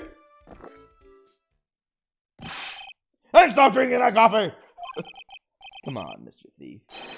Don't let this guy beat you. Tell him why he's wrong. You're the only one who calls me thief, Mr. Godot. All right, I'll try. I'll do it. I will. This really got Mr. Delight all worked up. Yeah, he's like a kid at his first day of school. Look, it's just ridiculous. Why would I have dropped my wallet at KB Security? Someone must have planted it there to make it look like I was there and not at the heist. Planted it there? He's really reaching now. Mr. Delight, you probably dropped your wallet when you took it out to use this, didn't you? The keycard to KB Security's CEO's office. No! Huh. That was a pretty good try, Mr. Wright. Unfortunately, you've overlooked one small thing. What? Motive, of course. Why would this thief go to the KB Security in the middle of the night anyway? Well, Mr. Wright, it looks like we need some more evidence after all. Stupid kid. Now then, let's see your evidence. The evidence that shows why Mr. Delight went to KB Security at 1 a.m. that night. Easy. He got a letter. Unfortunately for him, this letter wasn't for him.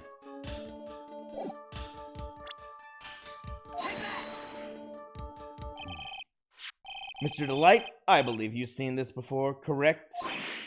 That's... What is it? A blackmail letter. That's what it looks like from the contents. Blackmail? Sorry, wrong voice. Blackmail? Yes. Basically, it says bring $50,000. That certainly sounds like blackmail, all right. At the time of the theft, Mr. Delight was dealing with the blackmailer himself. In KB Security's CEO office, a full half an hour away from the scene of the crime. No, no, no! No!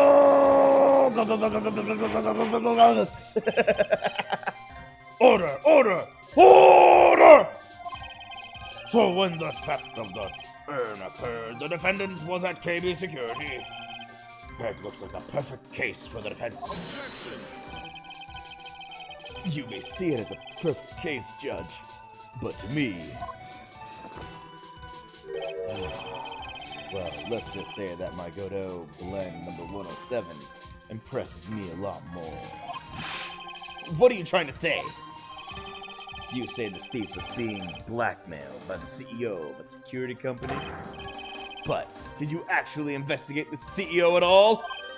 Huh? Well, no, I guess not. It had nothing to do with the case. Accusing a man of blackmail with no proof? I'm not sure what I think of that. Not sure what I think of that? At least I know what I think of you. Good point. I'm not sure what I think of it myself. You claim that the defendant entered the CEO's office, but you will need at least one witness to corroborate your claim, Mr. Wright. Nick, I think we're going to have to track down the CEO guy. No, we don't have to track down the CEO at all. What do you mean by that, Mr. Wright? There's someone else who can testify. This person that can testify. This person who can testify... Oh, wait. No, that's not the judge. That's me. This is the person who can testify that the key card was used at 1 a.m. that night. My voice cracked. I don't know why. I think it's because Phoenix is nervous. Bam! Larry Butts! Who is this useless-looking young man? You don't remember him, Your Honor? Not exactly. But just looking at his picture makes the bile start to rise in my throat. It looks like he doesn't remember the case from 2 years ago.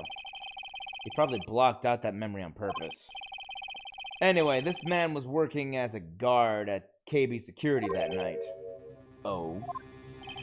The question at hand is this key card. Yup, that's the key card they use in the building I work. According to the serial number, this one's for the CEO's office. You need to get into that room, and every time you use that card, it leaves a record. Yeah, it tells you exactly who entered the room and when.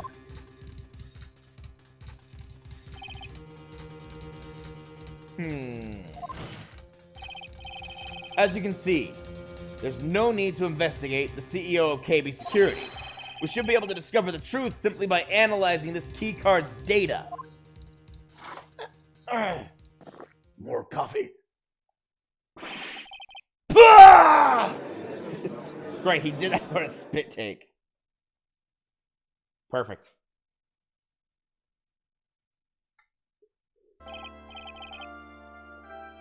Well, Mr. Godot, the name of the CEO of the KB Security is Kane Bullard. I was unable to contact him directly, but I got the keycard data. Here. So what does it show? Each keycard has its own serial number, and they leave detailed records of their use. According to this data, this card was used at 1 a.m. on the morning of the crime. Found in Ron's wallet, used on October 12th, the night of the crime, at 1 a.m. But that means it can't be Mr. Delight dressed as Master Mask in this photo! Ha! It looks like you're right. 2 minutes isn't even enough time to brew up a cup of joe. So then... Ron DeLight was clearly in the office of KB Security's CEO at the time of the crime. The prosecutor's office is ready to admit that fact. Therefore, it's impossible for the defendant to be Master Mask. Good job! You did it, Nick! That's enough! I came perilously close to besmirching the record of an innocent young man. Besmirching him with the title of thief. What's wrong, Your Honor? I'm ready to pass judgment. But before I do that, do you have any further objections? No, Your Honor.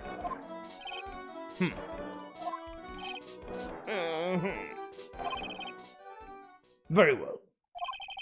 The court finds the defendant, Mr. Ron DeLight, not guilty.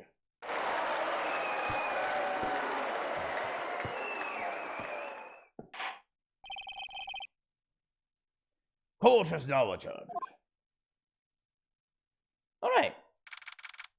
That was pretty quick. October 13th, 2:24 p.m. District Court, Defendant Lobby Number 4. Nick, you did it! You're right after all. Actually, I'm a little bit ashamed of myself. Nicky boy! Oh, Mr. Light. I knew you could do it. I believed in you all along, Nicky boy. I don't know how I can ever repay you. Aw, shucks. Thanks, Mr. Light. Actually, it's Mrs. Delight. I just know I'm blushing. Congratulations, Mr. Nick! Oh, pearls! I've got a bad feeling about this. Who is this woman?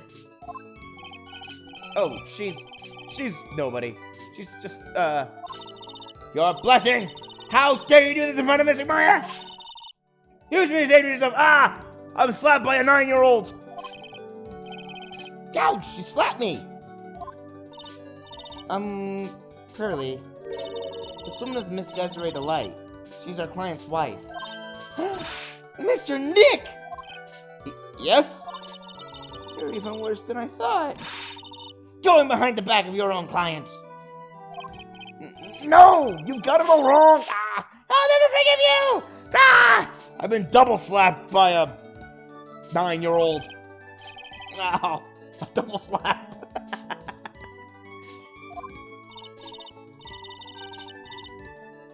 Well, anyway, all's well that ends well, right? We got the sacred urn back and the thief has been caught. You're so right. And it's all thanks to Nicky Boy here. But actually, it was you, Mr. Light, that brought us our urn back. Thank you from the bottom of my heart. Oh, please. You're embarrassing me. If you won the case, then why does this guy still look so glum?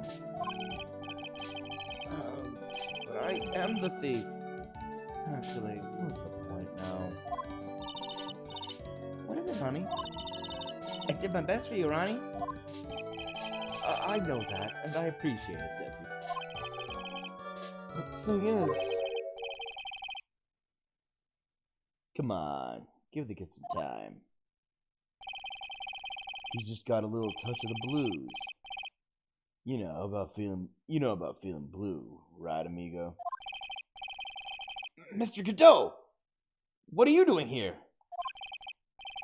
Oh, come on. I just came here to say thanks to my newest buddy. You, Mr. Wright.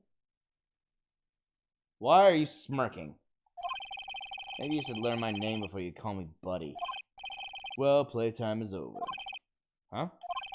Early this morning, the body of Cain Bullard was discovered. Oh, crud. Ah! Dang it! I still have him as my client now. The body of Cain Bullard was discovered. Cain Bullard? Where have I heard that name before? Isn't that the name of the CEO of KB Security? Wait, body? I knew it wasn't gonna just end with a freaking criminal. I say criminal. A freaking thief. Every case in Ace Wright has to do with murder. Why would I be able to have just a regular theft trial? Wait, body? The estimated time of death was 1 a.m. on October 12th. 1 a.m. on October 12th? You don't mean... That's right, amigo. At the same time that a cheap little urn was being stolen, the CEO of KB Security was being murdered. So then, what are you doing here? Oh, come on. You've figured it out already, haven't you, amigo? Or have you already forgotten about that piece of info I helped you out with today? Help me out? What? On October 12th at 1 o'clock in the morning, Rhonda Light was in the CEO's office, the scene of the murder. After getting that blackmail letter, he must have been imbued with utter rage. Get it? It's like imbued, but it's coffee. Imbrewed. What are you saying? Imbrued with rage? Oh, come on. Don't tell me you didn't know.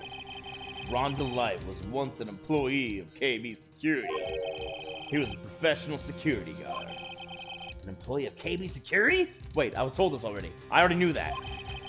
It looks like the alibi that saved him from being convicted as a thief is going to be the noose that gets him hanged. Kind of an anti-alibi. No way. He can't be the thief because he was at the murder scene when the murder occurred. No! That's a lie! It can't be true!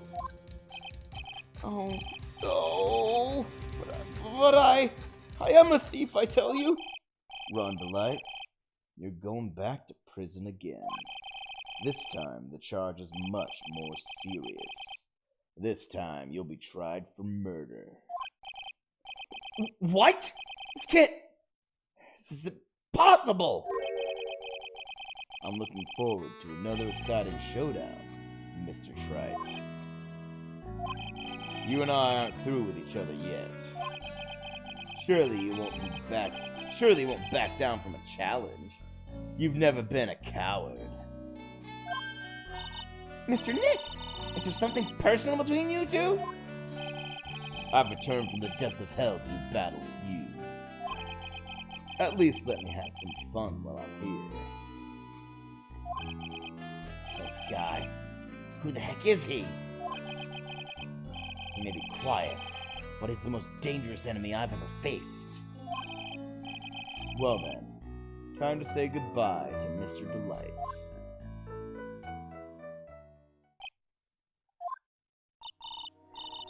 Nick, how could this be happening? Right in front of our very eyes, our client has been arrested for murder. And the one who established his presence at the scene was me. Ah! Ronnie!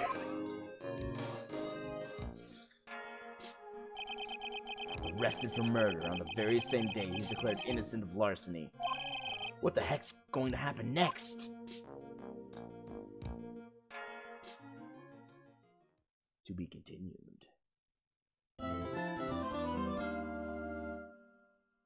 I'm debating getting this started. I probably should, though. But for the moment, I'm going to take a quick break and eat up my taquitos I cooked up, because they should be cooled down plenty by now. Shouldn't take too long. Just a quick intermission. BRB, everybody.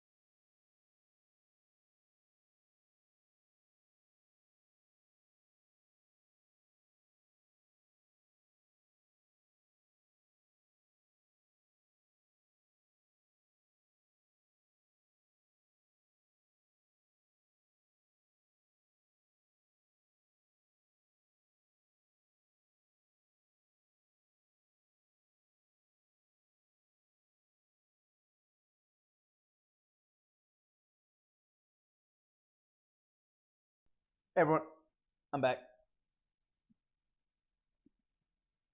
Sorry for the delay. Just got really hungry. When you're hungry, you gotta eat. Now then. No? Here, yes.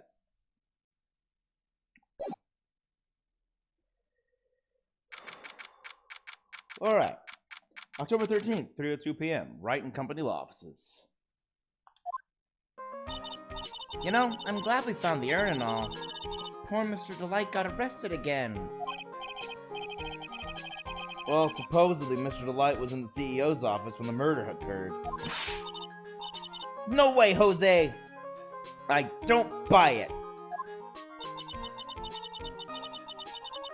But the one who proved that Mr. Delight was there was Mr. Nick himself.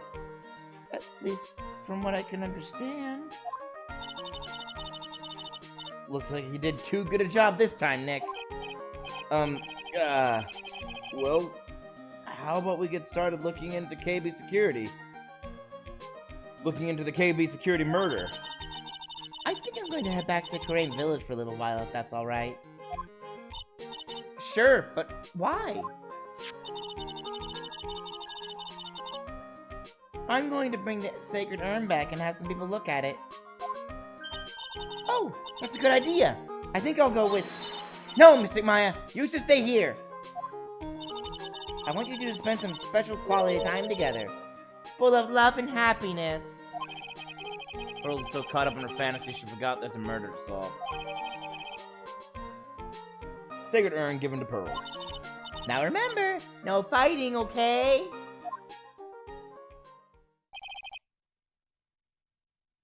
She's gone. Okay, Nick, time to get going on this murder investigation. You got it. What do you know? So what do we do now? Isn't it obvious? We should get out there and investigate the murder. Well, first we need to find out exactly where KB Security is located. Hey, why don't we ask Miss Delight? She should know. Besides, I want to ask her some stuff about Motorcycles. Motorcycles? You're not thinking of getting one, are you? I'm not the same little Maya who used to be happy with her dinky little bike, Nicky boy. Speaking of asking around, I've got a few questions of my own for Mr. Delight. Okay, well, let's make sure to go to the detention center, too. Alright, so we gotta go talk to Miss Delight and Mr. Delight. Sacred urn. You must be relieved we got the sacred urn back, huh? You bet! You bet! But there's something a little different about it. Don't at me. It's pretty obvious, isn't it? I mean, take a look at this. It clearly says "I am" on the urn of the poster. But the urn we got back says Ami. It says Amy, just like it always used to. It probably is Ami, but I think in the... You know what? Whatever. It's Ami. Ami. Oh yeah. You're right. Plus, the face has pink splotches on it now. I'm sure they weren't there before. Maya doesn't know, but 1 year ago when the urn was broken, the repairer accidentally turned Mystic Ami's name into I am. And that repairer was one mechanically unskilled little Pearls. Aww. But still. I don't remember ever seeing pink splotches on it. Is it possible that the urn is a fake? I'm sure Pearls will find out about that once she gets back to Crane Village. Yeah, I suppose. Now that I think about it, Maya hasn't been back to Crane Village in a long time. So I guess people still go to Crane Village to do the training, right? Yep. If you want to become a spirit medium, you need to undergo severe training. So why haven't you been training lately, Maya? Well, lately I've been thinking of heading to a channeling dojo to do just that. A channeling dojo, huh? Sounds pretty serious, whatever that is. If you're going to train, you have to be serious. Otherwise, real tragedies can happen. Is what happened last year still bothering you?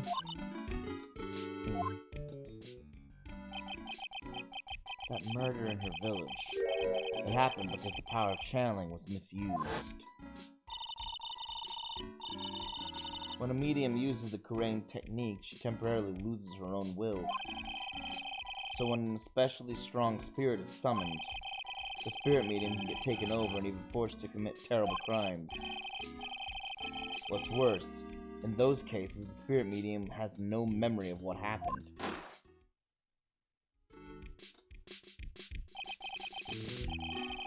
That murder, it wasn't your fault, Maya. You know that, don't you? I suppose not, but I guess I'm still a bit shaken up. That's all. Sounds like being the master of Kurain is going to be a heavy responsibility. Ha! So you still got that badge, I see. Huh? Well, I'm a lawyer, aren't I? Yeah, but I guess I just didn't think you'd keep on being one for this long. You have to admit, you've had some close brushes with death because of your job. I fail to see how being a lawyer is... Wait. I see a typo. I fail to see how being a lawyer is B more dangerous than channeling dead people. I think that B is not supposed to be there.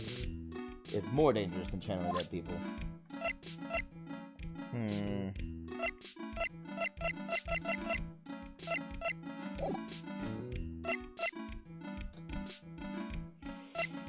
Alright, how you doing, Chuck? Charlie! Quite decorative plant. When she was alive, Mia really loved it. She even went so far as to... Okay, yeah, it's the same stuff. Oops. Moving on! Alright, well, let's go to every place first and see if anyone... Yep, here we go. October 13th. Lordly Taylor, main exhibition hall. The Treasures of Kurain exhibit is all ruined now. Maya, I'm sorry, it's just so sad. This was our big chance for everyone to learn about spirit channeling. Maybe I can cheer her up somehow. Well, now that we've got the Sacred Urn back, maybe they can reopen it. Really? Sure. Maybe we can label it the Urn of Master Mask's Desires. That would probably attract a lot of attention. Whoa!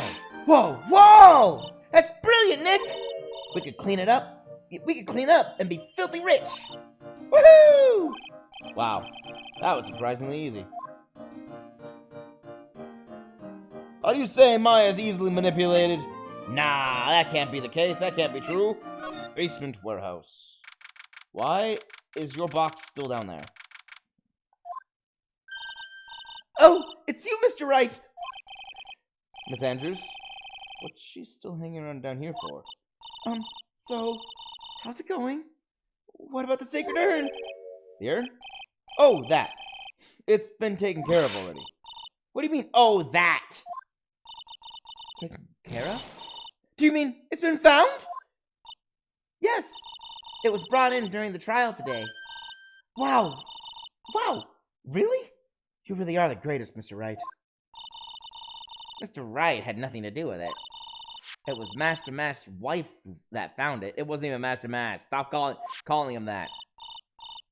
Well, anyway, I'm so relieved. Damask's identity. I just heard all about it on the news. So that detective was actually the thief all along. It looks that way right now. It's my fault. I'm the one who ended up hiring Damask to guard the treasures. Don't blame yourself. You were just doing your job.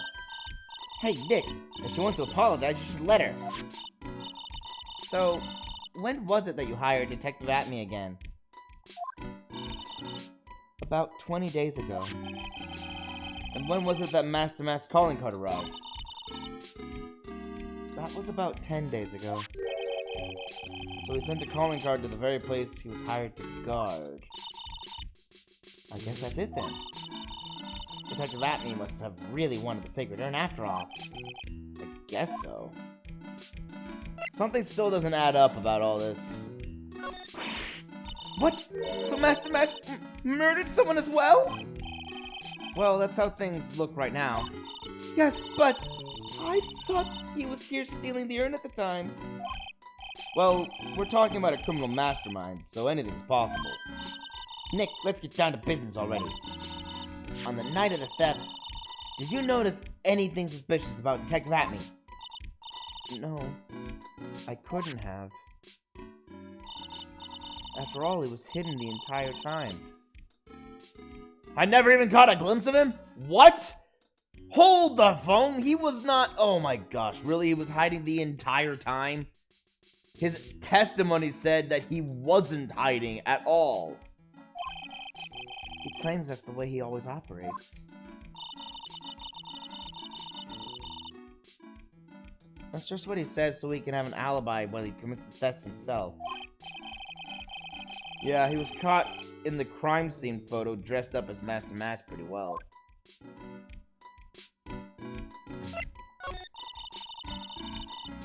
Sacred Urn. I'm so glad you got your Sacred Urn back. Yes. But there's still something that bothers me about it. What is it? I'm not exactly sure. But somehow the urn that came back seems different. Really? You wouldn't know anything about that, would you, Miss Andrews? No! I don't know anything! Why would I? And here we go. Psyche-Locks. Psyche-Locks. What do you think this means, Nick? It means the person that holds the secret to the mystery of the Sacred Urn is our very own Miss Andrews. Alright, well, this should be easy. It's just about the urn, right? So, let's figure out what we need to figure out.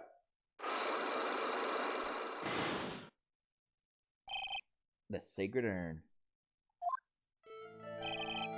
Miss Andrews, do you know anything about the Sacred Urn? Do I know anything? I'm in charge of the entire exhibit. The urn that was submitted before the court today. It's obviously not the same urn as before. Well, that's... true. Maybe it isn't the same. It could be a fake. A fake? You're the one who said it wasn't the same. So that's the most obvious explanation. Do you have any evidence that the urn that was submitted at the trial was genuine?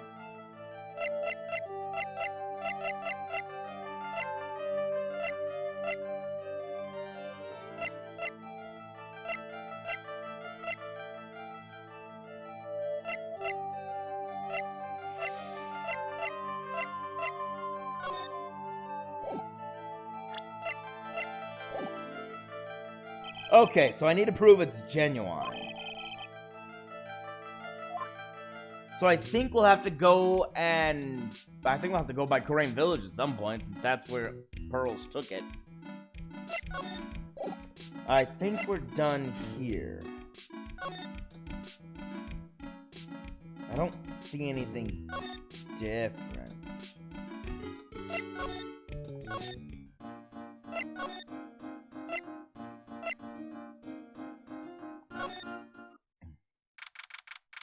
The Atme Detective Agency, where Atme is no longer going to be showing up, because he's arrested. October 13th, Atme Detective Agency. Whoa.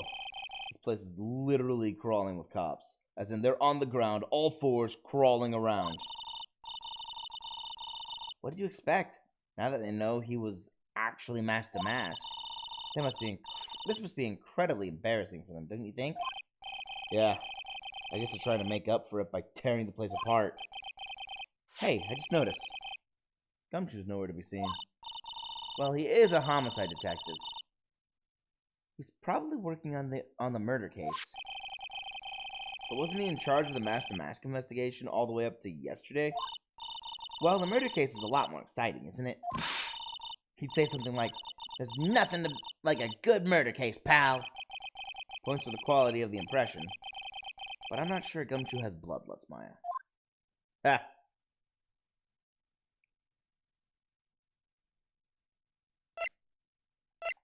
So clearly this is still going to be an important place to the case. Oh. Well, then this interesting. I can't look at anything I could look at before. Huh. Can't even look at the gramophone. Or the painting. Curiouser. Well, let's go check out Damask's hideout. Quote-unquote hideout. Really, it's just his apartment.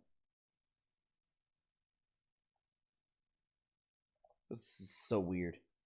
Everything here is his. Except this little motorcycle. That's her decoration. And maybe this plant. Maybe this mobile. October 13th. Damask's hideout. Oh, Nicky boy! Maya! Mr. Light. All I wanted to do was help my dear Ronnie. Yeah, but I guess it ended up hurting his case. Don't say that, Nick.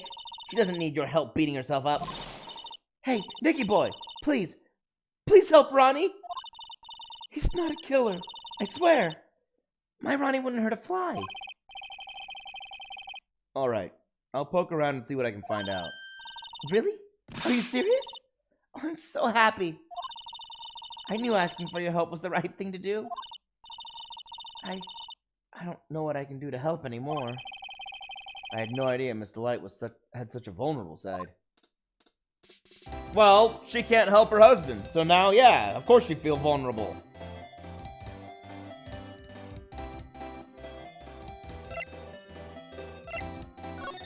Talk. Listen carefully, Nicky boy.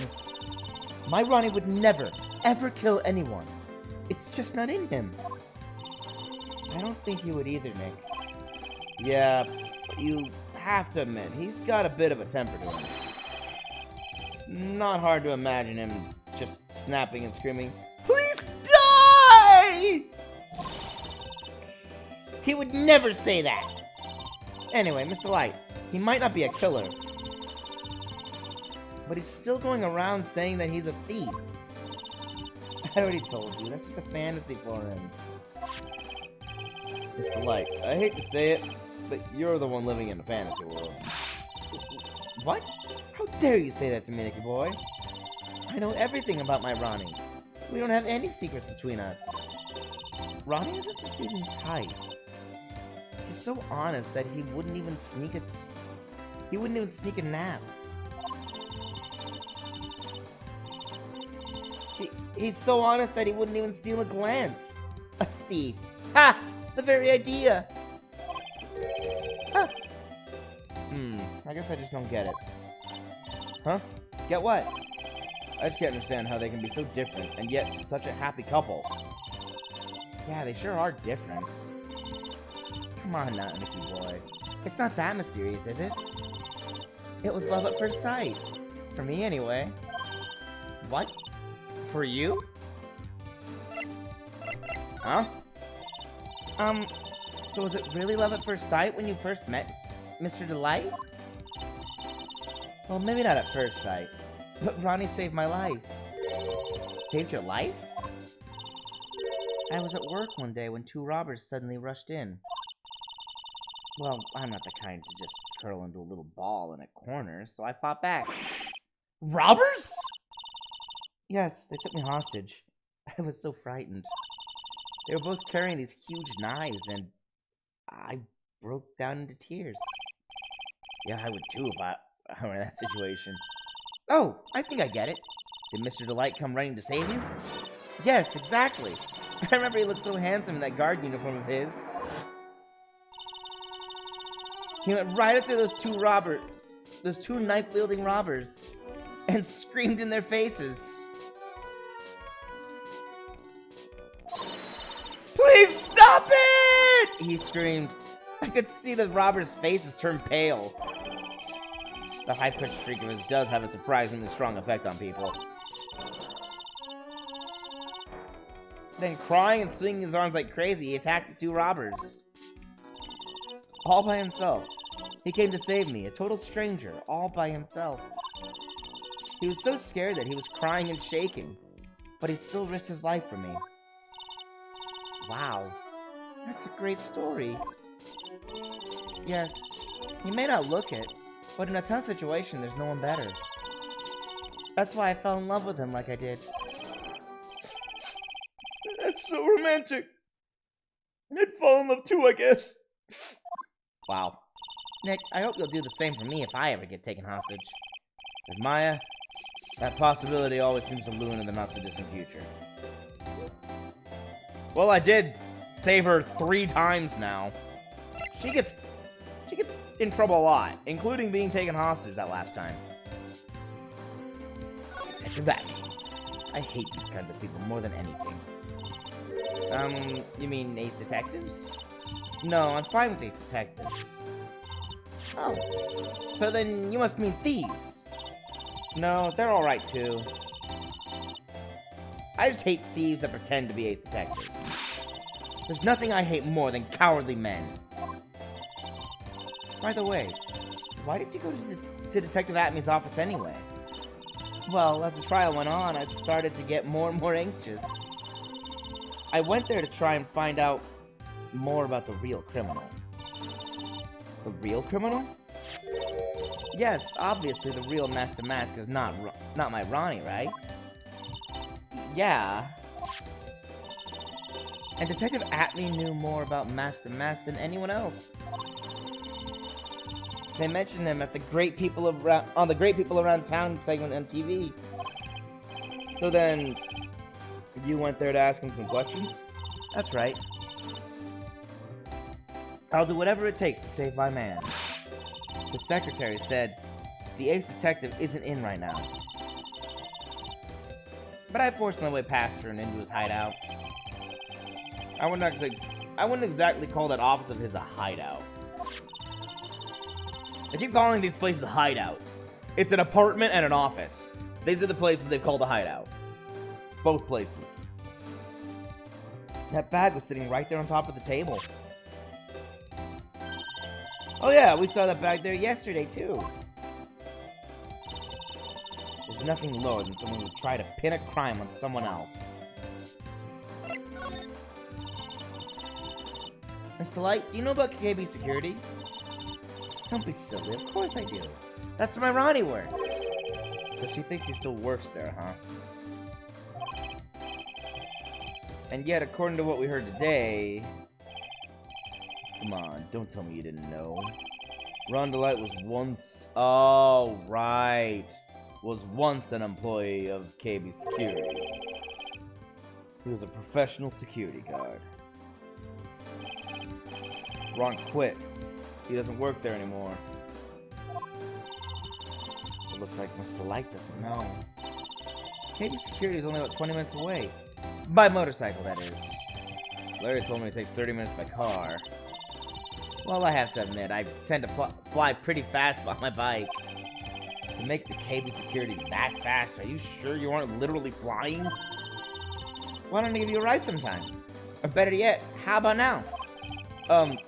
No, I'll pass. Thanks! Why don't you just tell us where it is, then we'll go ourselves. What a scaredy cat you are, Nick. Mr. Light told us the location of KB Security. Okay, let's head over there right away, Nick. I'm a lawyer! Oh, never mind. She doesn't know.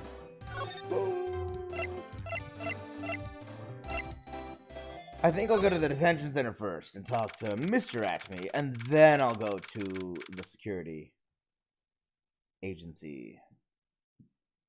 October 13th, detention center visitors room. I already told you it's not me. A sad, pitiful whine that tapers into silence. Sounds like they're interrogating Mr. Delight right now. Man, we don't have enough time as it is. Yeah, well, I guess the police are going crazy just like we are. Yesterday they thought he was just a thief, but now they got a murder case on their hands. guess you're right. That guard over there looks a bit on edge, too. Come on. We'll just have to come back later.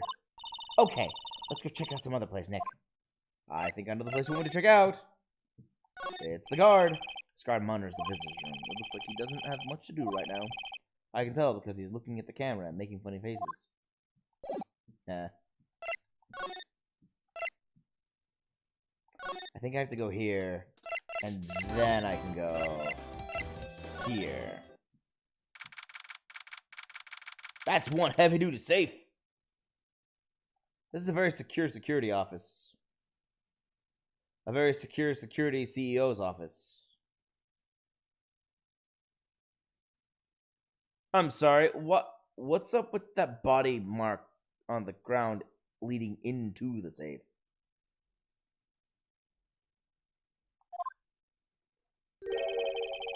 So I guess this is where it all went down, huh?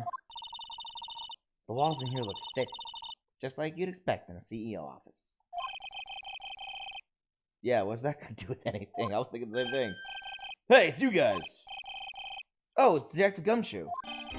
Today was a real train wreck for you guys, huh? Sure was, pal. The prosecutor made real fools out of us. Yeah, I feel for you. Wow, that's not like you at all. I thought you'd be more like, oh, that was great. You guys got what you deserve, pal. Ho, ho, ho, ho. Or something to that effect. Do I really sound like that to you, pal? If the gumshoe fits. Well, anyway. The point is, I can tell when someone puts their heart into their jobs. And I can sympathize when things don't go your way. Sometimes I feel like wrong is the only way things go for us detectives. Wow, I had no idea Detective Gumshoe was such a nice guy. Now that this little love fest is over, maybe we can start investigating. What happened? We'll start there. Detective Gumshoe, tell us what you know about the murder. Okay. But the thing is, I'm really not supposed to. Hey, come on. What about how we put our hearts into our work? Things are really working against us right now. We need help. Okay, I'll tell you. Just don't start crying on me, okay, pal? Okay, I won't cry on you, pal. The victim's name is Kane Bullard. He was the CEO of KB Security and a pretty big fella in his own right. His corpse was discovered at 9 this morning. His estimated time of death was 1 in the morning on October 12th. Cause of death was blunt force trauma to the head. Probably an object in this room. It happened at exactly the same time that Mask to Mask was stealing the urn, huh? Cerebral hemorrhage.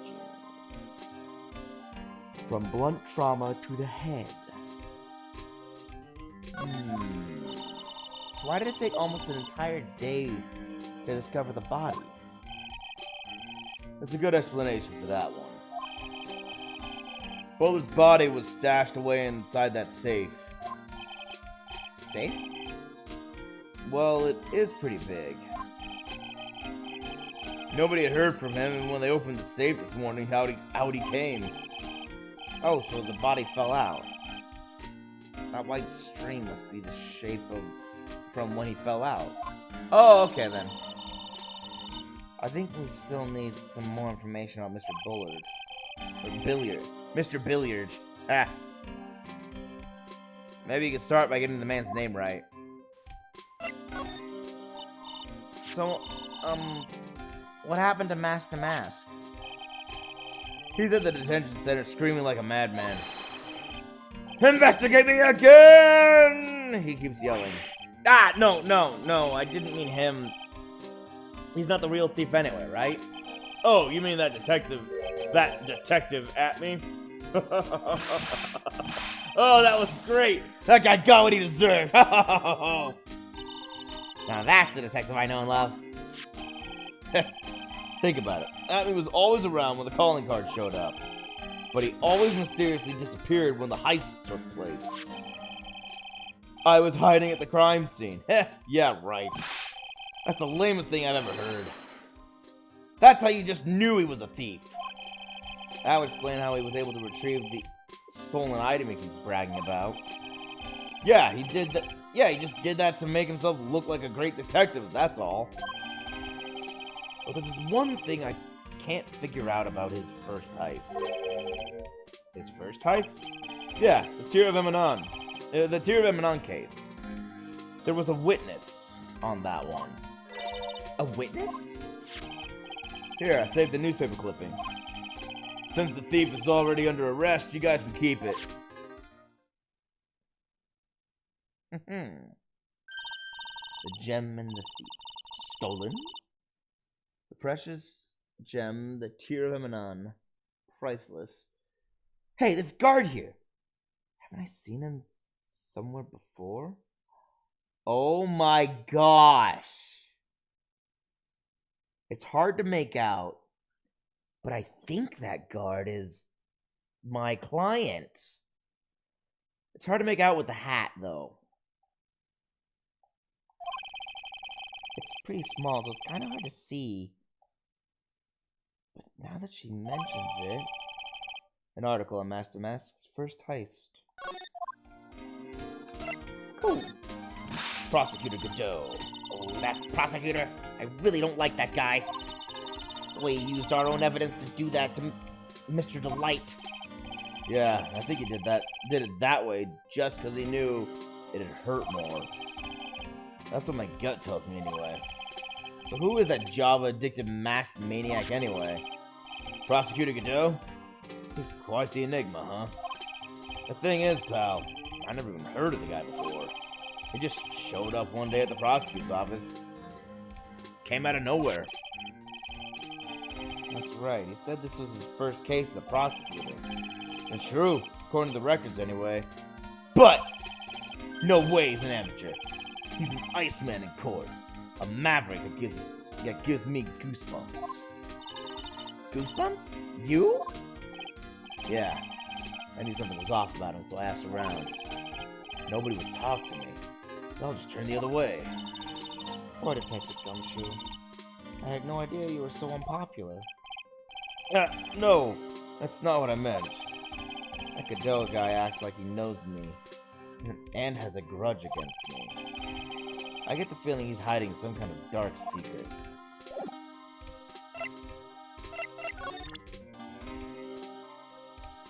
I'm an attorney!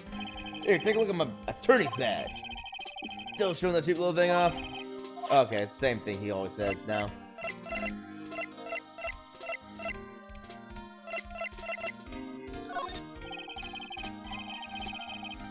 This was his first heist, and I guess I underestimated him.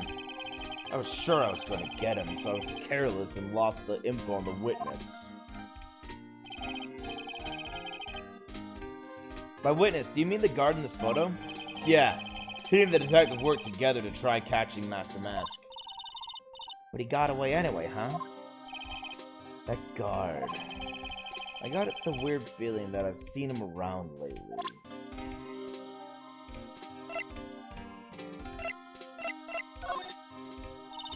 That's a Gumshoe. About this right here. Sorry. It's hard to believe, but there's a limit to how much my brain can hold. Okay. I can see your eyes and your ears, but the jury's still out on the brain thing. Ah. If you have something to say, just say it. No, I will not say it.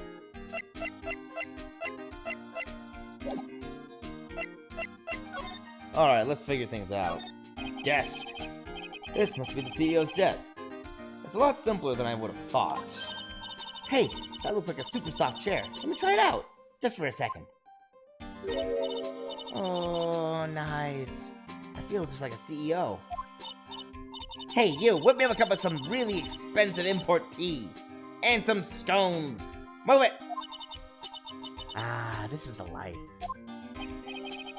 The victim sat in that chair just before he was brutally killed, you know. Good call. These look like some kind of bookshelf rolling cabinet hybrids. I can't get in between these two shelves. No strain yourself trying. It looks like the shelves are controlled by a special panel. So I guess it's one shelf at a time, huh? Looks like they're filled with a bunch of files. Yeah, files filled with data about security jobs they were hired to handle. It'd be a good night's reading if you got insomnia. I was hoping for something a little bit more exciting, like UFOs or something. In a security office? Really? This is clearly important. I'll go to that later. Wow, look at that! Look at that huge frame photo! Tall mountains rising majestically against a dark and cloudy sky. There's a title written on the bottom of the photo. The greatest sunrise of my life. This is it? This was his best sunrise? Either this guy didn't get out enough, or he really had rotten luck with the weather. Maybe if he had lived a little longer, he would have seen some better days. That's bleak. Oh, there's a button here. Let's see. Ah! Hey, cut it out! Don't press that! That was pretty funny. I never knew Detective Gumshoe could jump like that. What is that button anyway? It's an emergency buzzer. It says right there on the panel. Oops, you're right. It's written right there. Nick, how many times have I told you to read the instructions first? This alarm's connected to the basement guard room. It's used to summon security up here. Really? Then it's possible on the night of the crime. Oh! So when the CEO was attacked, do you think that maybe he pressed the buzzer? Yeah, I thought about that, so I asked around down there. But they said that the buzzer never went off that night. Also, we couldn't find any fingerprints on the buzzer. Mr. Bullard, the victim, wasn't wearing any gloves. Any gloves, by the way, just so you know. I think we better go and talk to that guard about this emergency buzzer. Connected to the basement. Security guard office. There are no fingerprints on it.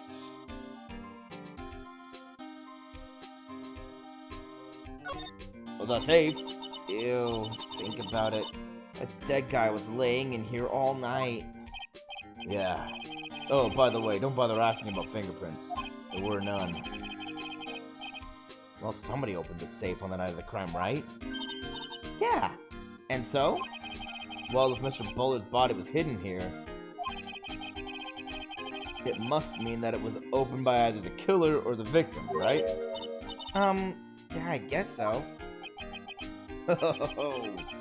I got some bad news for you, pal. Are you ready? Okay, shoot. Opening this baby is no piece of cake. There are only a few people who know how to open this safe, pal. Yeah, and? Everyone that knows how to open the safe had airtight alibis. I checked. Everyone except one, that is. I'm almost afraid to ask. Former security chief, Ron DeLight. Security chief? What? Ron DeLight? He was the security chief? Ron? So you know how to open the safe, huh? Yeah. Sorry for ending your parade here, pal. Oof. Oof, oof, oof. This rope. You think it fell out of the safe when it was open? I don't think so. So you mean... Yeah, I think the string shows where and how the corpse was lying. You mean... the victim... he was killed by being crushed by the safe door? She can't be serious, can she? Ah, please don't be serious, Maya. You aren't that ignorant. Not that ignorant. Especially when we already have his cause of death. Check out this big, thick binder here. Leave the heavy lifting to me, Nick. Reading a file isn't exactly backbreaking work. It's a little hard on the eyes. Ah!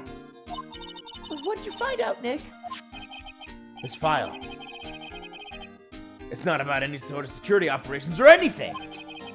This huge file is all about Master Mask! It's filled with info on him! What? What kind of info? It's filled with incredibly detailed information about his methods and the crime scenes. Oh, crud! I know what the black man. Oh, dang it! Ah, crud! Okay. It's starting to come together. It's all starting to fit together.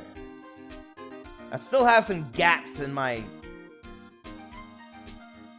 knowledge of the crime, but one piece has become abundantly clear.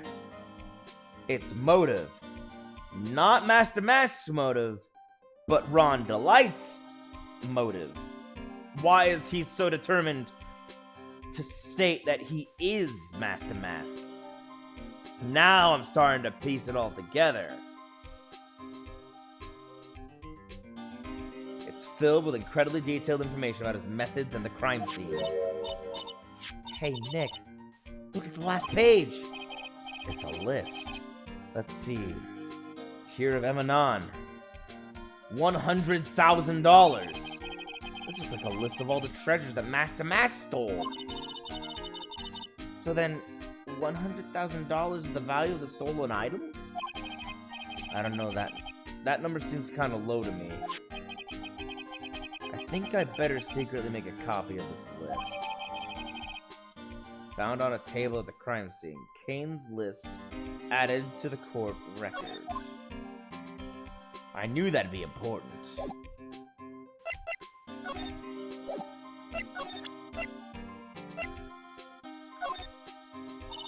Detective Gumshoe! About... Okay, never mind. He doesn't know about the button we just talked about. Great. Cause of death? Nope.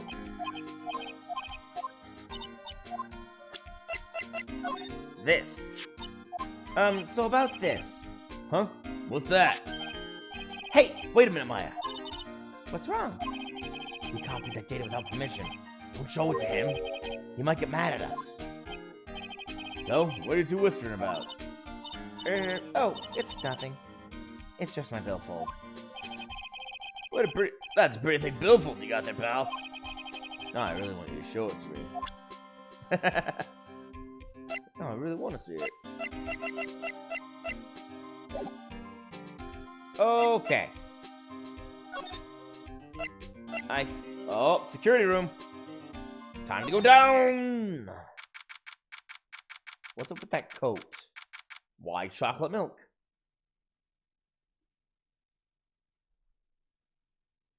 Probably shouldn't keep chocolate milk on an electronic panel. October 13th, KB Security, Security Guard Office. There's a note. Wow, this is really something else. All high-tech and stuff. For Security Guard Office, it sure doesn't feel very secure. KB Security Guard. Uh-oh, I just remembered. Larry might be... Hey, Nick, what's up?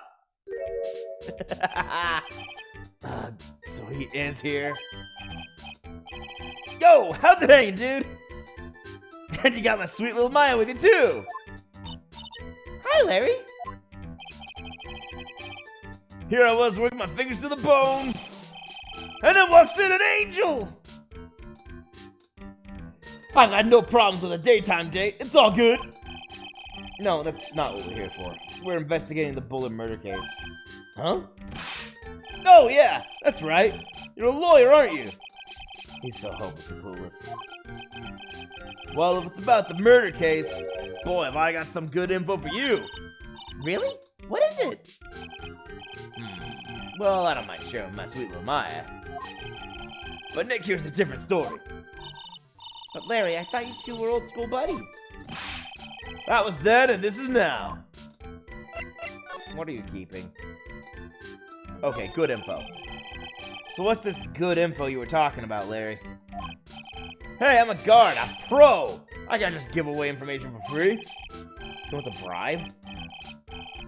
I thought professionals were more, I don't know, honest? Can you talk to him, Maya? Larry, tell us already. What's the good info? Hey, I like that. This kitten has got some claws. Okay, you really want to know? Yes, so tell me. Okay, so the thing is, Rondolite was an employee here. And naturally, since I'm a pro, I looked into his background. Follow me? Yes, you're a pro. I follow you. Go on. Well, 1 year ago, Rondolite was fired. And there was no warning at all. It just happened all of a sudden.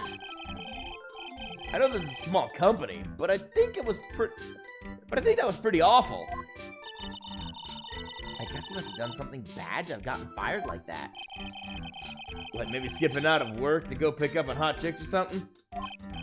No, that's just you. Security guard. So what's it like to be a part-time security guard? Let me tell you, it's tough. Well, you know me, I can pal all right, I guess. First, I have to keep my eye on those monitors all the time. Monitors? There's security cameras set in each room around the building. It's really hard. Sometimes I feel like my eyes are gonna fall out. Oh. And if I see something suspicious, I have to contact one of the teams. What teams? The security teams for this company. They're supposedly the best in the business. But I'm no amateur either, so if it's something small, I don't bother calling them. So in other words, you basically watch TV screens all day long. That's a job. Night of the crime. You were in this office when the murder took place, weren't you? Why do you say that? It's just a part-time job for me. I can't operate the equipment, and I'm dumb. Even if it is part-time and you are dumb, you're still in charge of security here. Hey, give me a break! Don't try and pin the whole thing on me! That's not fair, Nick! Huh? I don't think you can expect someone like him to take any responsibility. Anyway, the point is, you were here that night, right? Ah! I got a psychic lock on Larry! Oh no, I knew something smelled bad. And it was the butts after all. Well, it's like I always say. That was then and this is now, okay? Looks like I'm gonna have to break his psyche lux after all. Alright, here we go.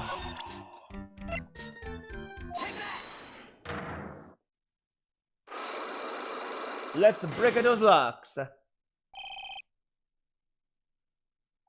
night of the crime. On the night of the crime, you were working hard like you were supposed to. Oh, were you working hard like you were supposed to? What? Huh? Of course I was! Why wouldn't I have been? But didn't you sneak out of work just yesterday to go see Miss Delight? Ah! But that was that! And this is this. Is there any chance that you snuck out of work last night, too? Never! I didn't sneak out! I tell you what, I'll even bet you $1. $1? Wow. Now that's confidence. What's with the drenched in the rain puppy look on your face? Wait. Drenched in the rain puppy look on your face. That's one really sad puppy. Do you have any evidence that I left my position, or are you just pulling my chain? The evidence that Larry was not manning his station when the murder happened is... Well, hold on. I haven't looked around the actual security office yet. It's probably in here.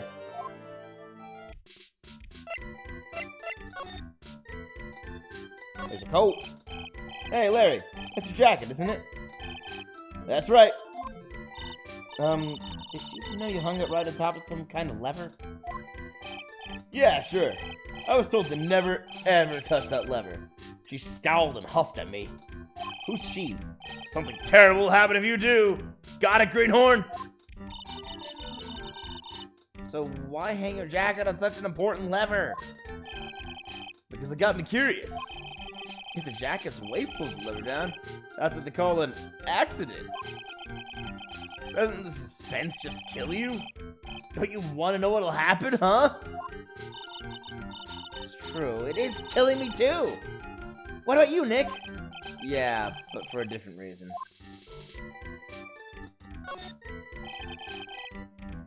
That's my partner's seat. Your partner? Well, that's what I call her. She's my superior, actually. Kind of a weird old lady. Oh, crud. Kind of a weird old lady. There's tea spilled all over that machine, you know? Oh, don't worry about it. Just the other day, I spilled some chocolate milk on mine. This store's fine, more or less. They really know how to build them, I guess. Wow. Both, okay. Some weird old lady working in security, huh? I wonder who works here. Couldn't be a certain old bag? A certain windy old bag? Oh, she and he are terrible at this. Spilling chocolate milk on everything and tea on everything. Those screens there show what's going on all over the building everywhere. And it's my job to keep a steady eye on them.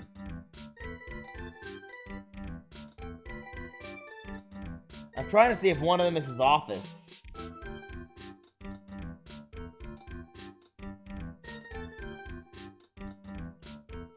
But I can't make out the CEO's office on any of the screens. All of them. I wouldn't sound so smug if I were you. Can you watch regular TV on these too? If anyone would sit here and watch TV instead of working, it's Larry. Hey Maya, I'm a pro, okay? Besides, you can't get regular TV on it.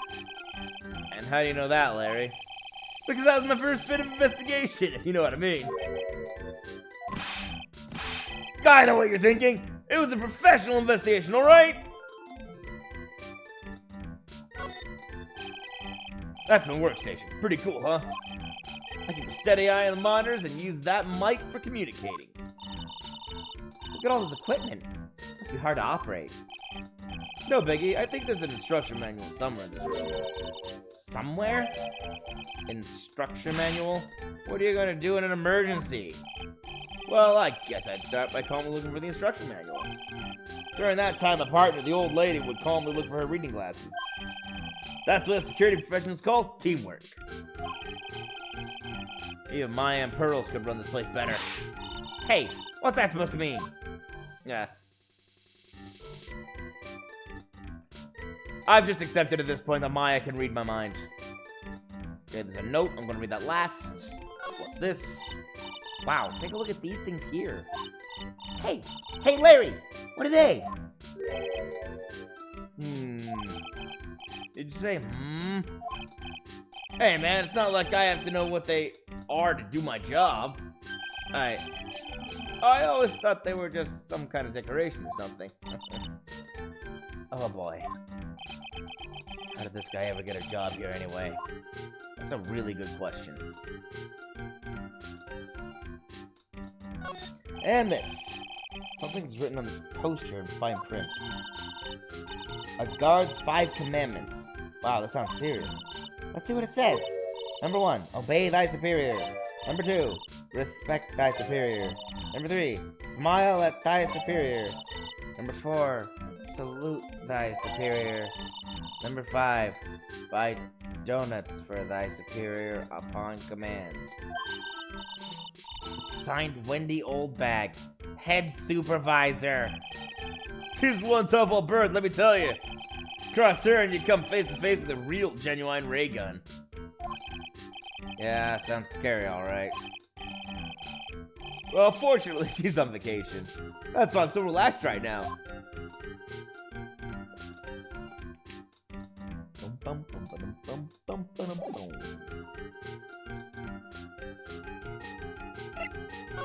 Okay, I don't have any evidence. So, I don't think I have any evidence.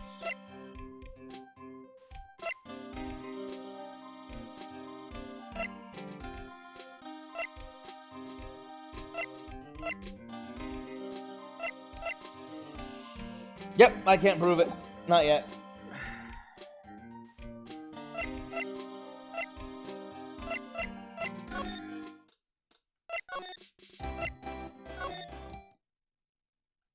No. No.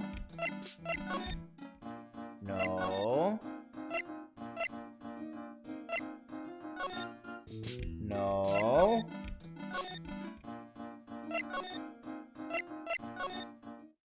No. No.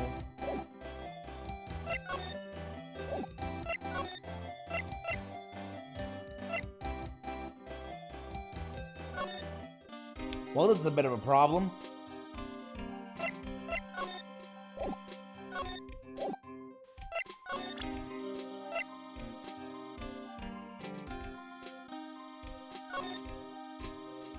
Tear Lebanon, 100,000. Crown of Bangora, 150,000. Left Hand of Hades, sculpture, 240,000. Portrait of Megina, painting, 500,000. It kept getting more expensive.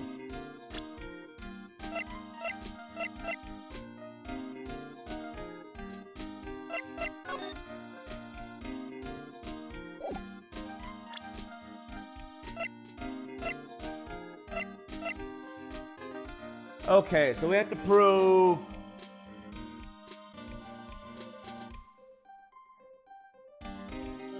We have to find evidence that Larry wasn't at his post, and we have to find evidence that authenticates the urn as the real urn.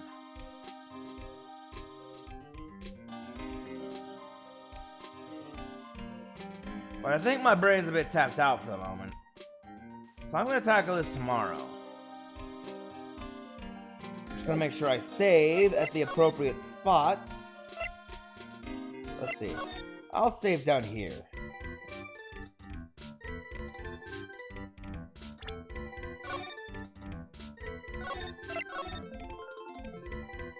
I thought those first 2 days were kind of easy. First 2 days. First 2 parts were kind of easy. Now we're on part 3, and it's actually starting to get harder. So there we go. Here's the difficulty we were expecting.